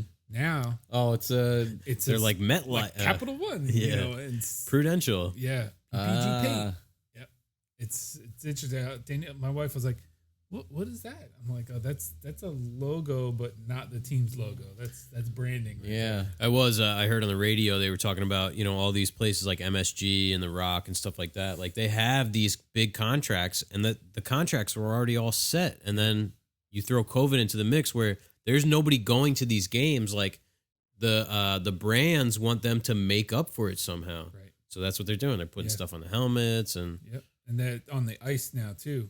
You can see they like Put project- logos. Not like I think it's obviously like post production, Mhm. but they put like brand like advertising Like on the yellow ice. line on Yeah. football, that Yep. fake. Yeah. it's- that place in Princeton that does that. oh, really? Yeah. Yeah. Well, branding. I mean, we're aware of all that stuff with Instagram and social media. That's what all of us are trying to do to some degree, some more than others. Yeah. Less subliminal than Yeah, than yeah. the big ones. It is interesting though. Yeah. Jersey Devil. Just wait. We Yeah. got a turkey back here next. Could be the Jersey Listen, I'd Devil. love to see the Jersey Devil. What about Mothman? Yeah. I'd take the Jersey Devil on like a shop broom. Oh yeah, one shot to that crane head. It's a goat head. If it is a Like bird, yeah. If it's a bird, it's one done shot for. to that goat head on that long neck. Now he's just tempting fate. I think. The Mothman, though, that broom's not going to do much to a Mothman. No, Mothman. I'd have to use my. The Mothman's like magic. I'd have to use The my Jersey Vita Devil's not stick. magic, How do you as know? far as I know. I was gonna say. Yeah. I mean, it is the child of the devil and And Mrs. Leeds. What a tramp now, that Mrs. Now that, Leeds. now that I think about it, 12 kids. Like, Yeah. my 5th grade teacher's name was Mrs. Leeds. Well, see, She thought I was the devil's child, though. well, maybe you're the Jersey Devil. A secret. Not Let's so track secret. that lineage. Yeah, I actually wish I was an alien. Yeah. So you get to leave, No, well, I'm hoping that they're coming to get me. bring you home. Beam me up. Yeah. Yeah. I keep hoping that I'm an alien and that one of these days I'm going to have that encounter. They're going to beam me up to the ship. Yeah, what was that ancient race of like alien people? The Mayans? Nibiru from planet Nibiru. Oh, God. Oh, yeah. There's some,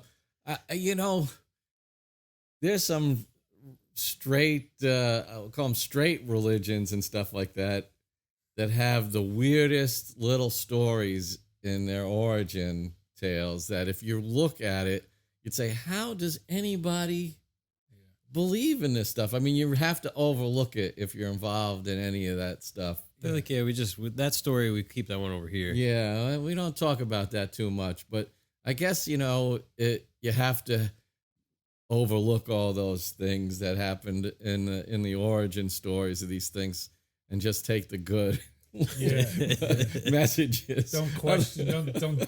No. Like, don't think about it too much. Yeah. Exactly. Don't dig too deep. Yeah. Kind of goes against the grain, something philosophical like that, not to think too much, but what are you going to do? Should we move As we on? circle back from the Jersey Devil, That's a tangent. you have any new techniques or design elements that you're going to be trying soon or that you want to try? I got a lot of joinery that I've not done in that coffee table that's coming up because it's a round coffee table, but I'm going to be doing more of a triangular base, 3 legs. So to try to get that all to fit together and to be sturdy, because my kid's eventually going to climb on it. It's just.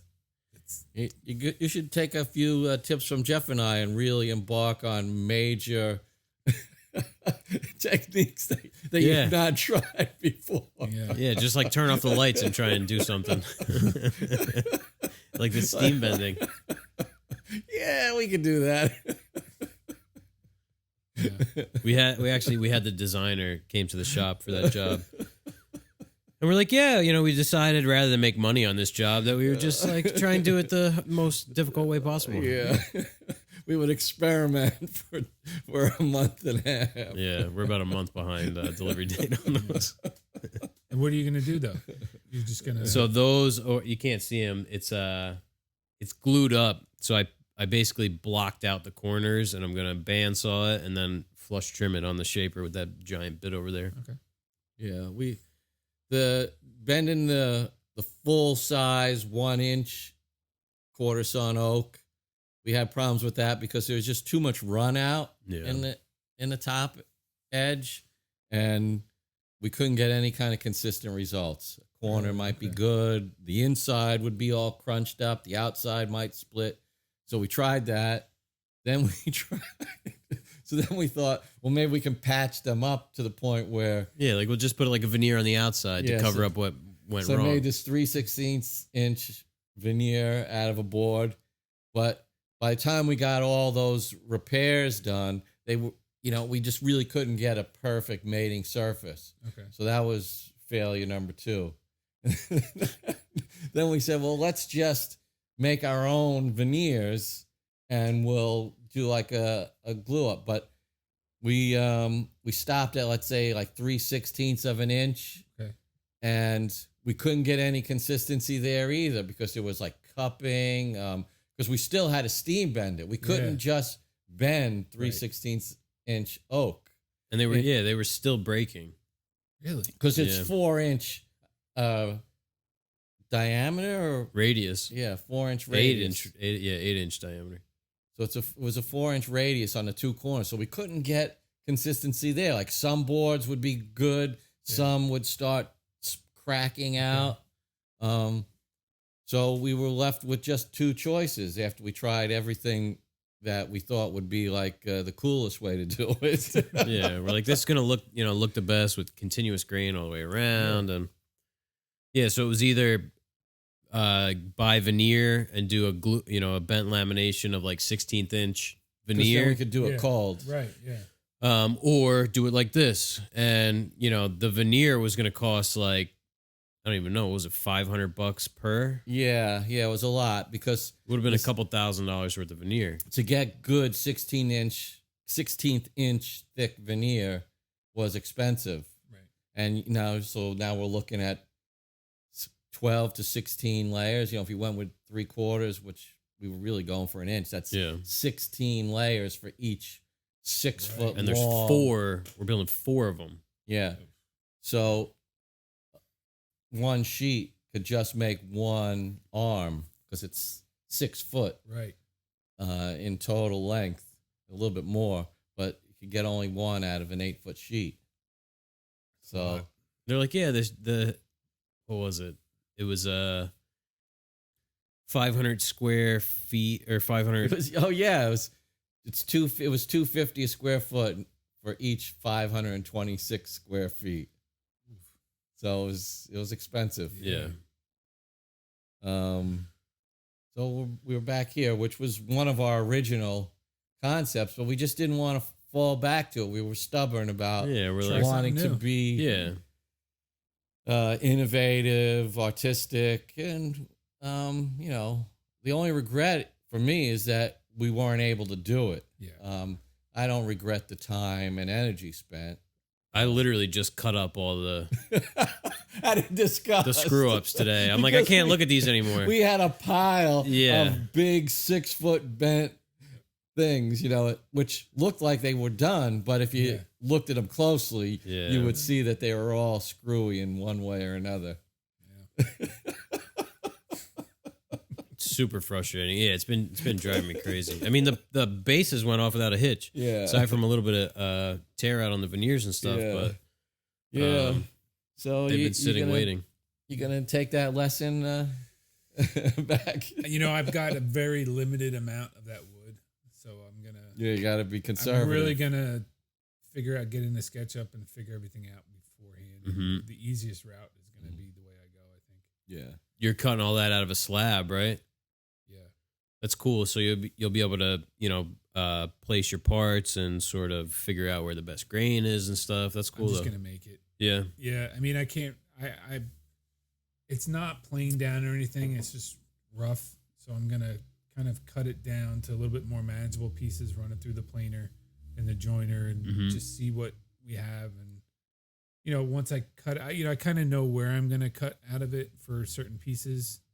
And that's another reason I went with a round top, so I won't have as much waste. Mm-hmm. So we'll see. And your kid can't smack his head on the corner. Exactly. Yeah, you may regret that decision one day. Yeah. Yeah. He's 8, so if he's hitting his head on there, he's doing it's his something wrong. fault. He's doing something wrong. He It's a shouldn't tall be. table. Yeah. He's already up to. No, I mean here like on me. falling down or something. Yeah. Yeah, man. We just took like the bumpers off the corners of everything. Yeah. We didn't do that. We did some things, but we moved when he was 3, and we got to the new house, and we were like, Yeah, we you had a live and couple you learn. gates. We had some gates up, but that was about it. We didn't go crazy. Yeah, we're lucky. He had that one fall, man. He clipped his head on the edge of we have these like mid-century side tables, and he had like a straight gash in his head. But aside from that, he's been really good about not running into stuff. Mine did that. I got my tonsils out back in like 2016. We had just moved into our new house. My wife and son got home from the hospital after visiting me. My son had to go to the bathroom. My wife said, just don't run because the lights were out. Don't run. He ran in the kitchen and took the corner too tight, clipped his head, and just gushing blood. She had to call my neighbor, and they're like, we got to go to the hospital. Call the in-laws. They got to go to the hospital. I'm like, oh, what's wrong with Keith? No, it's Owen. He's got to go to the hospital. He needs stitches. Yeah, I of course. What did I do? Did I text my wife? I think he did. Like, Yeah, said, and I'm like, don't worry. Everything's fine. Hunter hit his head. Like 5 minutes later, she walks in the door. She was Yeah. at work. I'm like, I told you everything was fine. We got to go get stitched. I'm like, he's fine. He's not even bleeding. Yeah. And he has like a little scar. Yeah. It's going away, But she's like, see, I told you we should have got stitches. What are you going to do? There was no child proofing back in the olden days. No, I remember specifically going in like cars without seatbelts. Oh yeah. Hopping around in the back of a station wagon. No seatbelts, and then they would, window open. both the parents are smoking with the windows rolled up. I can't breathe. Shut up. And in the station wagons, they had that fun seat in the back. Yeah, man. The face With out. the window down, and you were facing the back. Like you hit a good bump, you're going out the window. Yeah. Oh man. Yeah. Yeah, we used to. My dad had a because he owns a like a commercial janitorial business. So he had a van, like a Ford Econoline van. We would sit in the back like on like lawn chairs, or on like a 5-gallon bucket, Slide around. Yeah. Oh man. Oh, Now kids are in a booster seat until they're like what, my son's- 6, 7? No, my son's still in a booster seat. Oh my god. You got to weigh out or grow out. I think he's 60 pounds or something. He's just hit 62. We got to look. I think it's 70. Yeah, it's that's insane. crazy. It's nuts. I didn't I been in wanna a get booster that- seat till I was like in junior high. I want to get that thing out of my truck. The car seat is so big. Yeah. I wonder what it is to go from car seat to booster seat. We went early with him because he's tall. So his feet were like hitting the back of the. He was like putting his feet on the back of the seat, I like see. up. Yeah. I'm like, we should probably switch it out. So, yeah, we had one of those car seats that did, the baby up to the Yeah. toddler, and then now he's on the last little piece of that car seat that he got. So when he what's was a the baby. what's the purpose of the booster? I guess to get him up a little Yeah, it gets the higher, seat belt, I think, in the right Oh, spot. that's what Otherwise, it it's is. going to like take your head off. Yeah, To position you for the Yeah. stock seat belt. right. This Okay. says while some high back booster seats have a minimum weight of 30 pounds, kids should weigh at least 40 pounds before riding in any booster seat. We got a while. I think he's 23 pounds. Time to bulk up. Yeah, Yeah. he's little. So what if you're fat and short? Yeah, it's like one of those things. That's like the BMI. Oh yeah. It's like you could be just like really muscular and be considered morbidly obese. Yeah. So the seat belt, if you're in like one of those child seats like Hunter has, is it the car seat belt that goes across them? No, see, every car now has these little metal hoops. Yeah, I noticed And that you- even in my truck had You that. clip the seat. It has little clips, and you clip it to that. You can do it with the seatbelt. But the child seat has its own seat belt in it, right? Yeah, it's like a harness. Okay. Yeah, but a booster seat just sits on the. Yeah. So my son now, his booster seat just sits on the seat. It's not attached. And uses the car seat and belt. he uses the car seat belt. I get it. Oh, so it's not attached? No. Well, like that thing could just go flying. Yeah. Why can't you just use a pillow? And it's like a law, right? Boom. Isn't it? It's a law. Yeah. Technically, in New Jersey, you're not even supposed to have a dog in your car Mm-hmm. unless it's seatbelted. Mm-hmm. Yeah, they have like special harnesses. like a a leash that goes into Yeah. the seat. Then Yeah. so the dog's just gonna go flying and its neck is gonna. That's like No. We have, well, I don't know how everybody else has it, but we have ones that it's got a little bit of an elastic on it, goes into the seatbelt things. But we always keep harnesses on our dogs. We don't do collars. Yeah. I mean, we do their collar, but on a leash, it's always on a harness. Mhm. So we hook it to their harness and they're fine. I used to drive and just hold the leash, so because he would stick his head out the window. I was afraid he would jump out. Yeah. in Texas, the dogs ride in the back of the pickup I truck. could not do that. I have a pickup truck. Even with a cap on it, I still couldn't. Not only that, they would sit on top of the toolboxes. Oh my god! And they're riding around like they got nothing. In the, be they're afraid. they're like, if this dog falls out, You see him, that's like, leaning his with the- fault.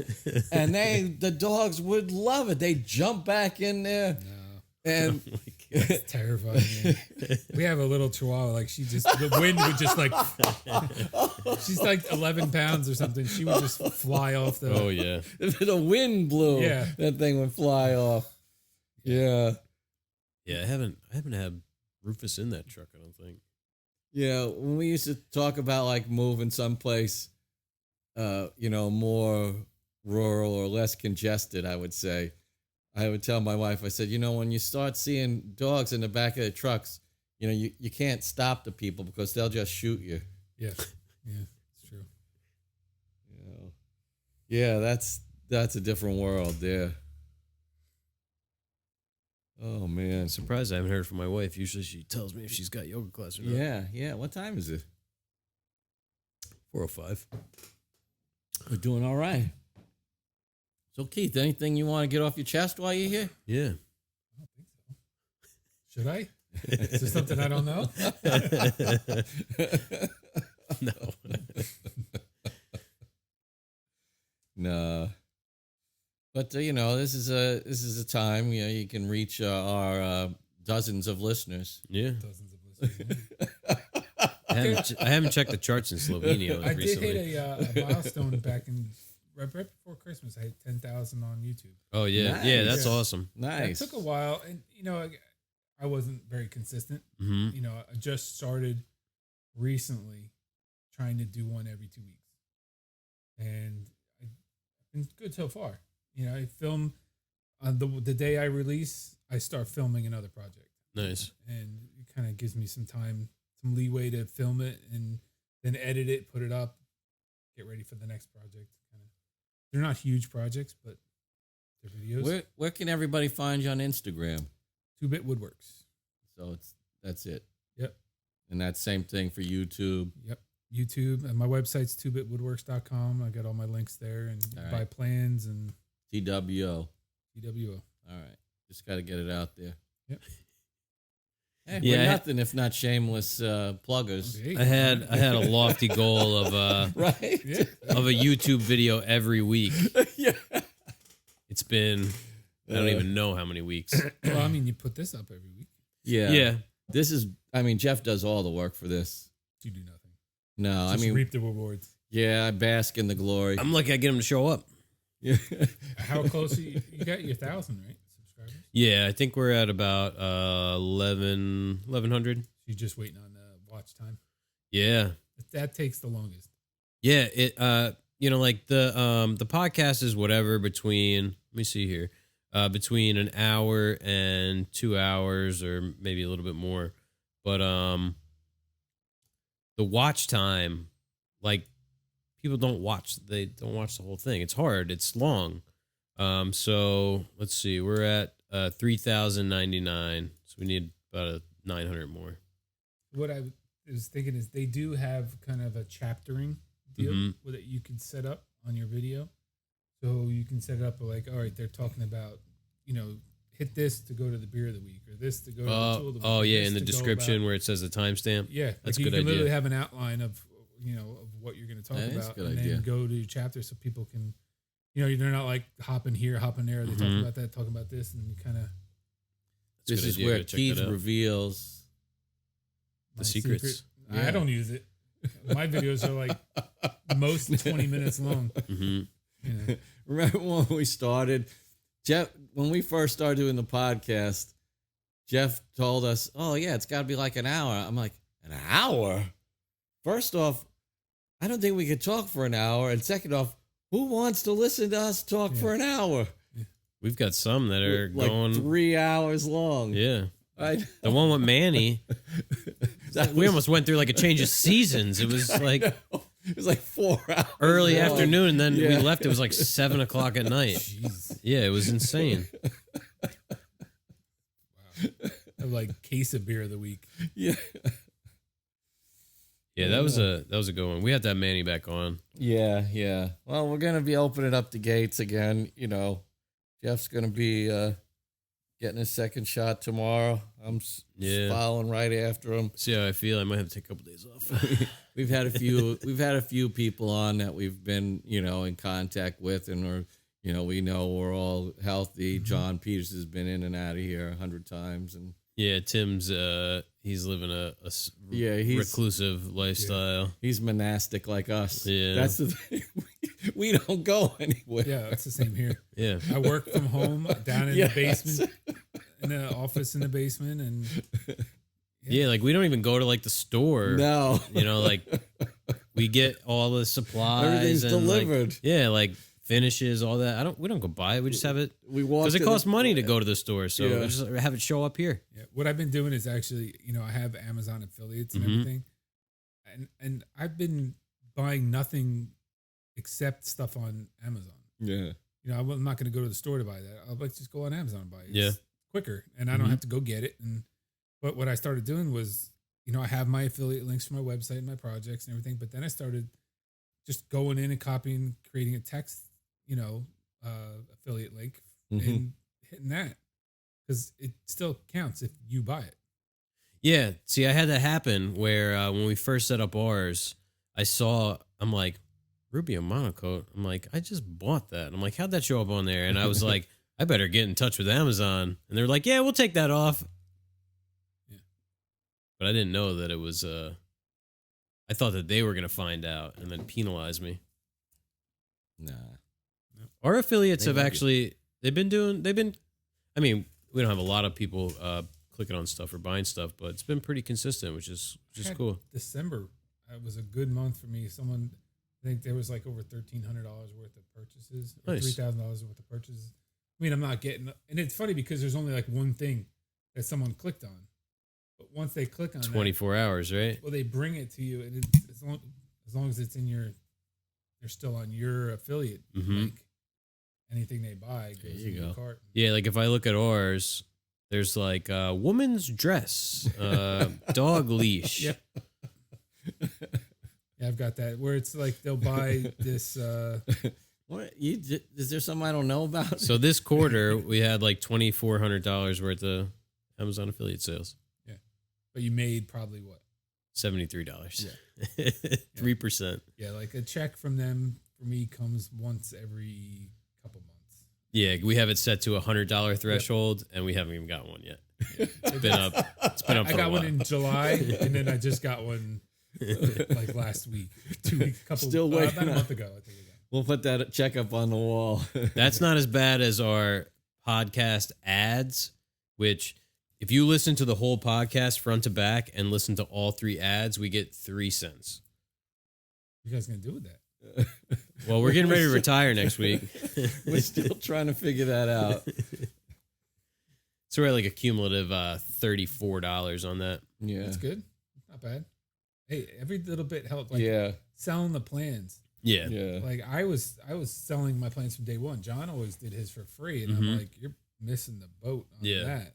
Because it's work. It is work. it's work. Yeah. It's design work. It's it's also creating the plans and putting them out, setting it up in a store. It's a lot of work.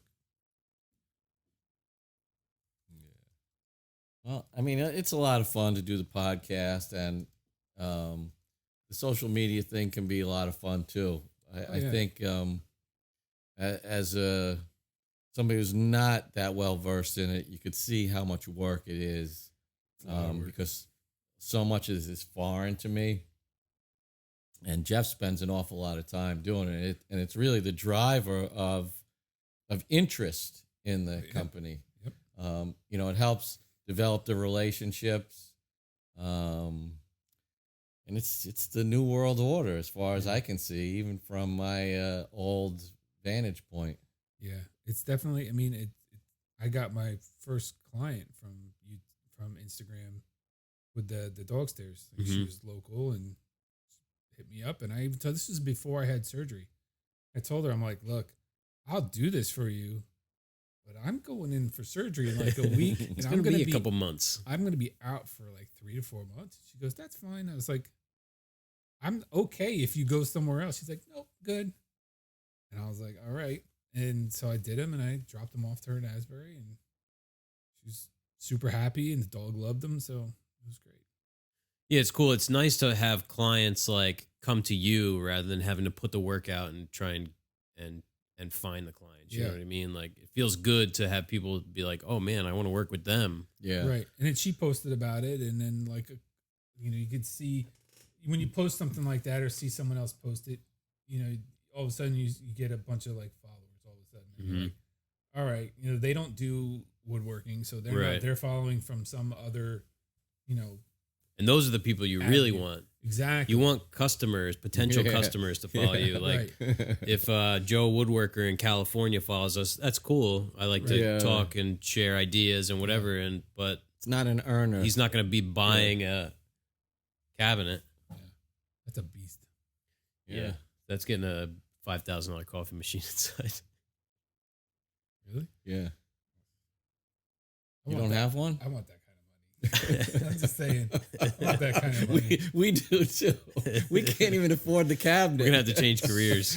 Jeff and I can make it, and we still can't afford it. Yeah. Right? Yeah.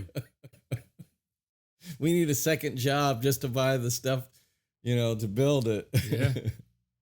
So when you guys spec out a project like that, Yeah. this thing's huge. How much extra do you account for? Like, you're gonna get boards that are okay. You might use them on the inside or the back side of it. In terms of wood, you mean like how much waste? Yeah. For something like cherry, 25-30%. Yeah. A third is a good ballpark.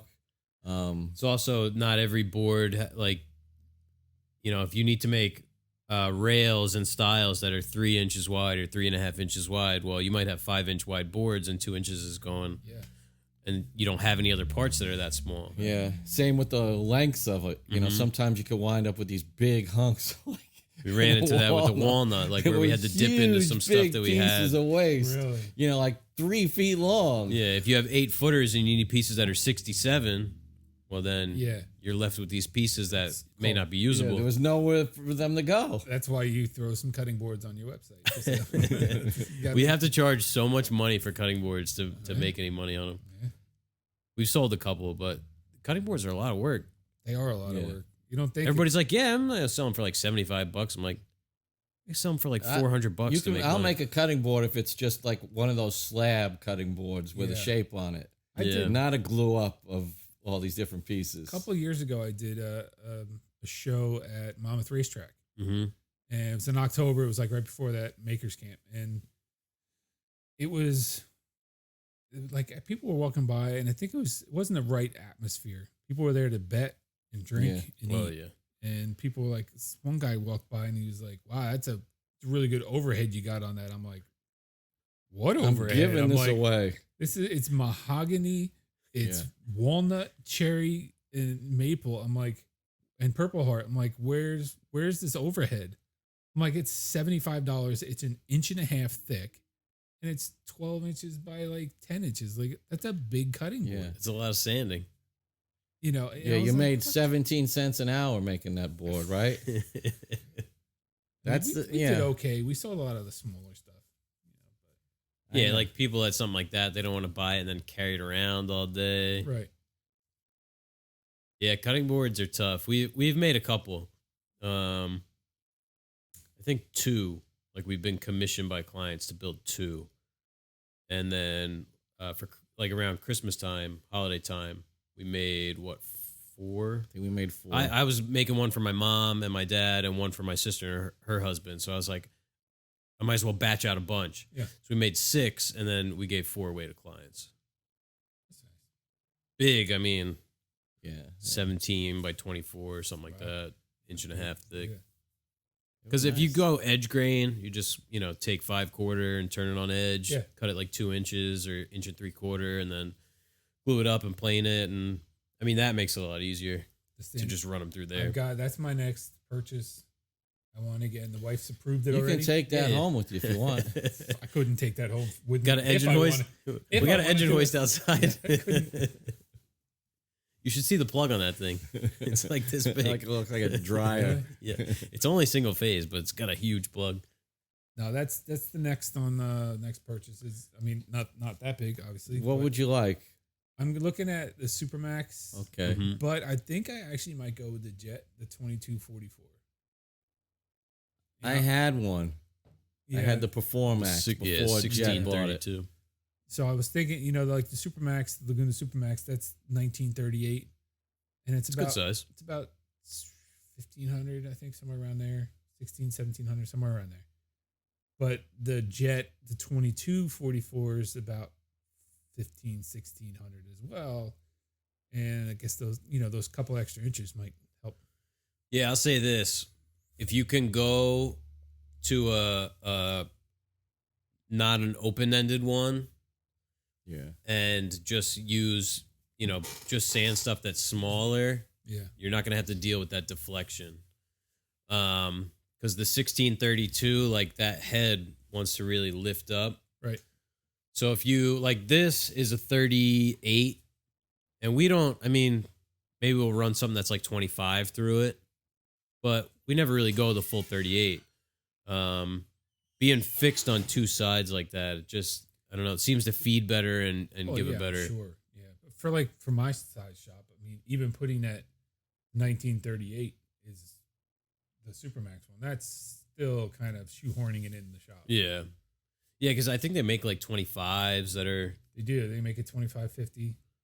But closed off, I mean. Yeah. Yeah. Yeah, I don't know. There's just something about that open end that, Yeah. you know, because it's not really supported out there on the open side. Right. I don't know. I think I'm going to go with one of those two, but it's going to be the open end just because of the size of the shop. I can't fit anything too crazy in there. Yeah. Yeah, I mean, it's nice to have the width. This thing, we just ripped the belt on it last week. So something, a piece of, what was it, oak, when we were sanding the veneer, it had like a little edge on it, caught the paper, and then the thing came off and literally ripped the belt. So now the belt's only 28 inches wide. And to replace the belt's like $400 or $500. Really? Yeah. See if you had a smaller open-ended one. Yeah. It wouldn't cost you that much. This thing, we bought it for $1,000. So That's pretty good. it was super cheap. So it got a 7.5 horsepower motor, double drum, and we've probably put at least 1,000 in parts into it, and I can't even tell you how much time. Yeah. What about aggravation? Yeah, if aggravation was currency, we'd be out millions. Because, I mean, it's just one thing after another with that. Yeah. I'll tell you the thing did you talk about the Velcro? No. The thing that I really dislike about the Velcro hook and loop style of fastening the paper is that it's a tad bit spongy. Yeah. And it makes the paper susceptible to grabbing onto any kind of little errant piece of wood, like a little splinter, and then it blows out the whole roll. And now I had that Performax sander. Of course, it's a tiny little toy machine compared to that, but it never once blew out the paper, and that wrapped onto the steel drum. Right. Yep. So, yeah, I don't remember that ever having a problem with the paper. Yeah, never. Like we'd get issues where it wouldn't feed through because we're taking too heavy of a pass. But I mean, this thing blows the roll of paper and it's always at the worst time. It's like, all right, last piece, last pass, and then it blows up. I did that. You get a big burn in the piece. I did that with my flooring in the living room, dining room. Was almost done. I had like 3 or 4 more pieces to cut, and they were all like strips like this that I needed to cut like right against the wall. And I did something with my saw stop, and I had the fence just a little too close, and it just went and dropped down. I was like, I don't have an extra brake. I'm like, oh, time to break out the track saw, because it was the beginning of the pandemic. Oh no! No one was open, and no one had any supplies that I could get like right away. So yeah, it's like the bandsaw blade. You know, we broke a bandsaw blade. There's nowhere to get a bandsaw blade around here. No. Literally, you got to drive to like Pennsylvania to Woodcraft, or It's such a drive. Too. it's 2 hours. 2 hours. It's 40 minutes into Pennsylvania. Yeah. I'm closer than you, and it still takes me a good hour and a half. Oh yeah, that's probably what, Doylestown or Downingtown. Allentown. Is that the one we went to? I think so. It's in a little strip mall. Yeah, because we were in Easton. Area. We were in Easton. Yes. No, it was sort of like, no one with a full set of teeth. Right. Yeah. And we called. We're like, yeah, do you have the saw stop router, wing? And they're like, no, we don't have that. Then we got there, and it's like sitting on the shelf. I'm like, what the fuck? Yeah. Really? Yep. Like I'd be inclined to rip that Velcro off those drums. And just tape it on? Well, it's taped on the corners, on the edges anyway. Yeah. Well, that's what I mean. Just tape it just on the edges. Yeah, so it's already taped on there. the Velcro doesn't hold it on there. I'm fine with completely. that. You get to clean the adhesive off the drums though. Yeah, that was fucking nightmare. Yeah, because it's like, you know, it's stuck on there with because we put new tape. Velcro on there. Yeah, because what happens is the belt blows up. Not a belt. The paper blows up, and then the piece of wood digs into the Velcro and melts everything all together and makes this hard spot. That sounds fun. So then you have to get that off. Yeah, I wouldn't be against trying that. Have to get a rubber Scraper? no, that you put on a drill for like taking decals off a car. Oh yeah. That's not a bad idea either. Just turn it on and just Gun. yeah. It took old Deadwood about a whole day. Took him a day, but I got that other one off in about an hour. Yeah, well, yeah, that makes sense. So that's not an exaggeration. I'm sure it's not. Yeah, I think I peeled I think it was this one. I just like pulled it right off. Yeah. He spent a full day trying to clean that one. Unpaid, right? No, he was paid. He was paid. He is paid. We paid dearly for that. Anywho. Yeah, that's the thing. So you went over the open-ended version. Yeah. Yeah, and about how we blew up the conveyor belt. Yeah. The other thing that I didn't like about that sander was the inaccurate raising and lowering of it. Not that I want to be able to repeat it in a sense, but sometimes moving the handle a quarter of a turn raises it. Sometimes there's like these dead spots. I don't know which way to go. Yeah. And so you could literally be running things through, and then you just raise it like a 16th of a turn, and it all of a sudden burns. Yeah, it'll burn or like stall the machine because you gouged out 1/8 of an inch. I think the Jet one, the 2244 that I'm looking at, I think that has a digital readout. Nice. Little digital depth thing. So that's definitely something. Yeah. Those were otherwise that thing punched above its weight all the time. This is the year I think we're gonna be doing a lot in the shop. I think we're building cabinets, a new Alfie table. We're just gonna try to get everything organized. All right. Yeah. Got the new arm. New arm, new everything. Yeah, I'm like the Bionic Man. Man, we went through 2 beers. Yeah. That's good beer. We never really do that. We split 1 beer sometimes. Depending on the week. Yeah. It's been a hard week. I need to 2 beer week. Yeah. Yeah. Well, does that bring us to thoughts on beer of the week? Yeah, I think so. You want to go first? Sure. Go ahead. It was good. Better than I remember. Yeah. It's been a while since I had a Smittix. Yeah, I can't remember the last time I had one. Yeah, just a nice all around kind of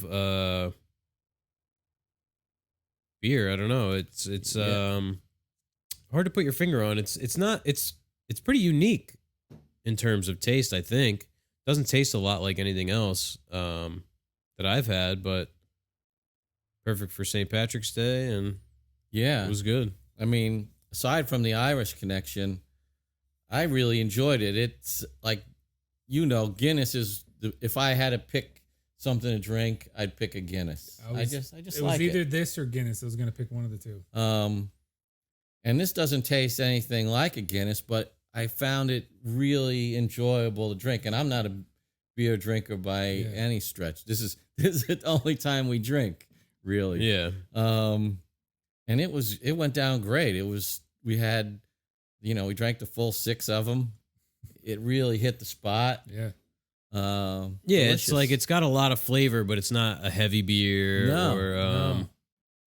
That's what I call it. I call it the burger beer because it goes right. I'd go buy this. Yeah. Because like if I was gonna have some people over, not everybody really likes Guinness. That's not something heavy. So I would pick up something like this because I would know I would like it, and I could say that people might enjoy it. Not getting Coors Light. Oh my God. that stuff. My father-in-law loves it. That's all he drinks. So if I have any, like I had some Allagash I brought over for like, yeah, I don't remember what holiday it was, but I brought it over and he was like, I'm okay. I think it's still I don't in like his fridge. people always say I don't like this fancy beer. Yeah. It's not fancy. It's just beer. it just tastes like something. like no, it's like what you drink is cheap. Yeah. This is regular beer. That's cheap. That's water. Right. That's- yeah.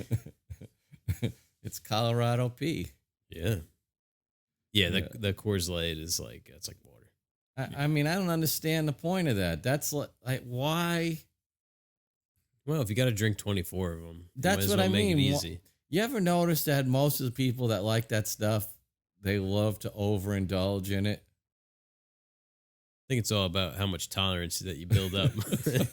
I see. It's not that very, that's not a strong one either. No, But no. they buy those in the big cardboard boxes. Yeah, no one's buying a 6-pack of Coors Light. No. It's a 12 or an 18. You know what? I take that back. I'd buy a 6-pack. But you're buying it for somebody I'm else. buying it for someone else. Yeah. Yeah. I have my beer in the fridge, and I'm not. It's like in high school, you buy the 30-pack of Keystone Light. Yeah. Milwaukee's Beast. Yeah, oh, man. The Beast. I see people like that. That's like what they drink. I'm like, people Oh. actually drink that? Yeah. Or Natty Light? That was like what you bought in college because it was $14 for a 30-pack Yeah. or whatever. But there's people that like that's their beer of choice. I'm a God. natural light man. In Texas, it was Buckhorn. Buckhorn. Yeah, I think that was like the budget brand for Lone Star. Schlitz. There's another Yeah. one.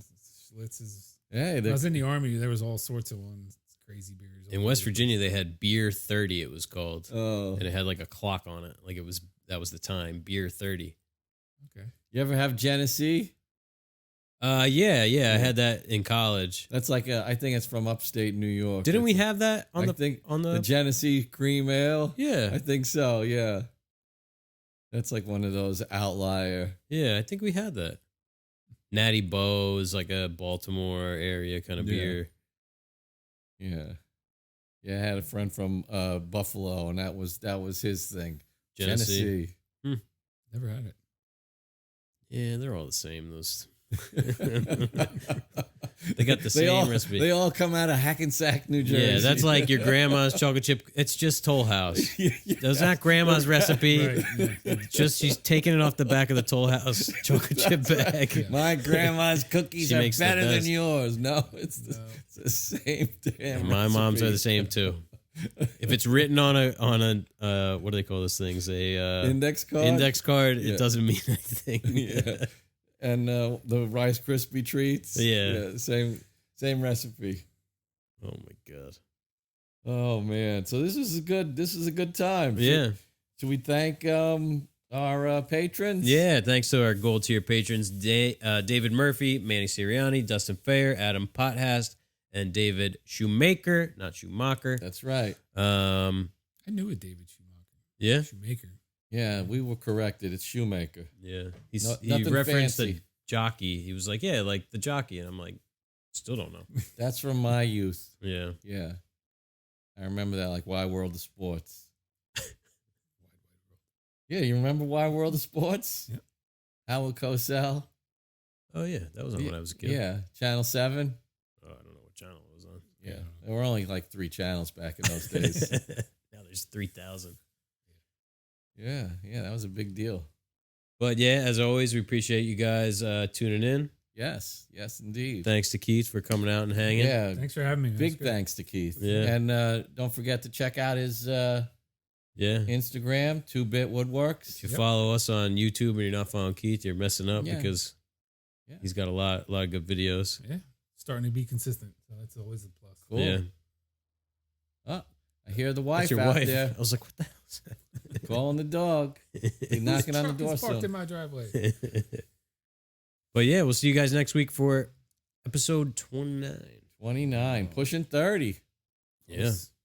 Yeah, is there like a 30th anniversary or something like that? What is that, Maybe silver? we hit 52. Or is that cardboard? 25th? Yeah, Or 30th? I don't know. 25 is silver, right? I don't know. I haven't gotten up there. I don't know. I'm only at 5. Well, how long you been married, Keith? 11 years. Oh, he's not got nothing on me, man. 20 years. I've been doing time. You got some good sitting time coming to you tonight. Oh God, no, please no. maybe a job proposal coming. I'll have to work on the computer. I'll send some your way. Rob, I'm gonna need you to get on TikTok tonight. Post some videos. Anyway, we won't drag you guys on here to the money any longer. Be safe. See you guys out next there. week.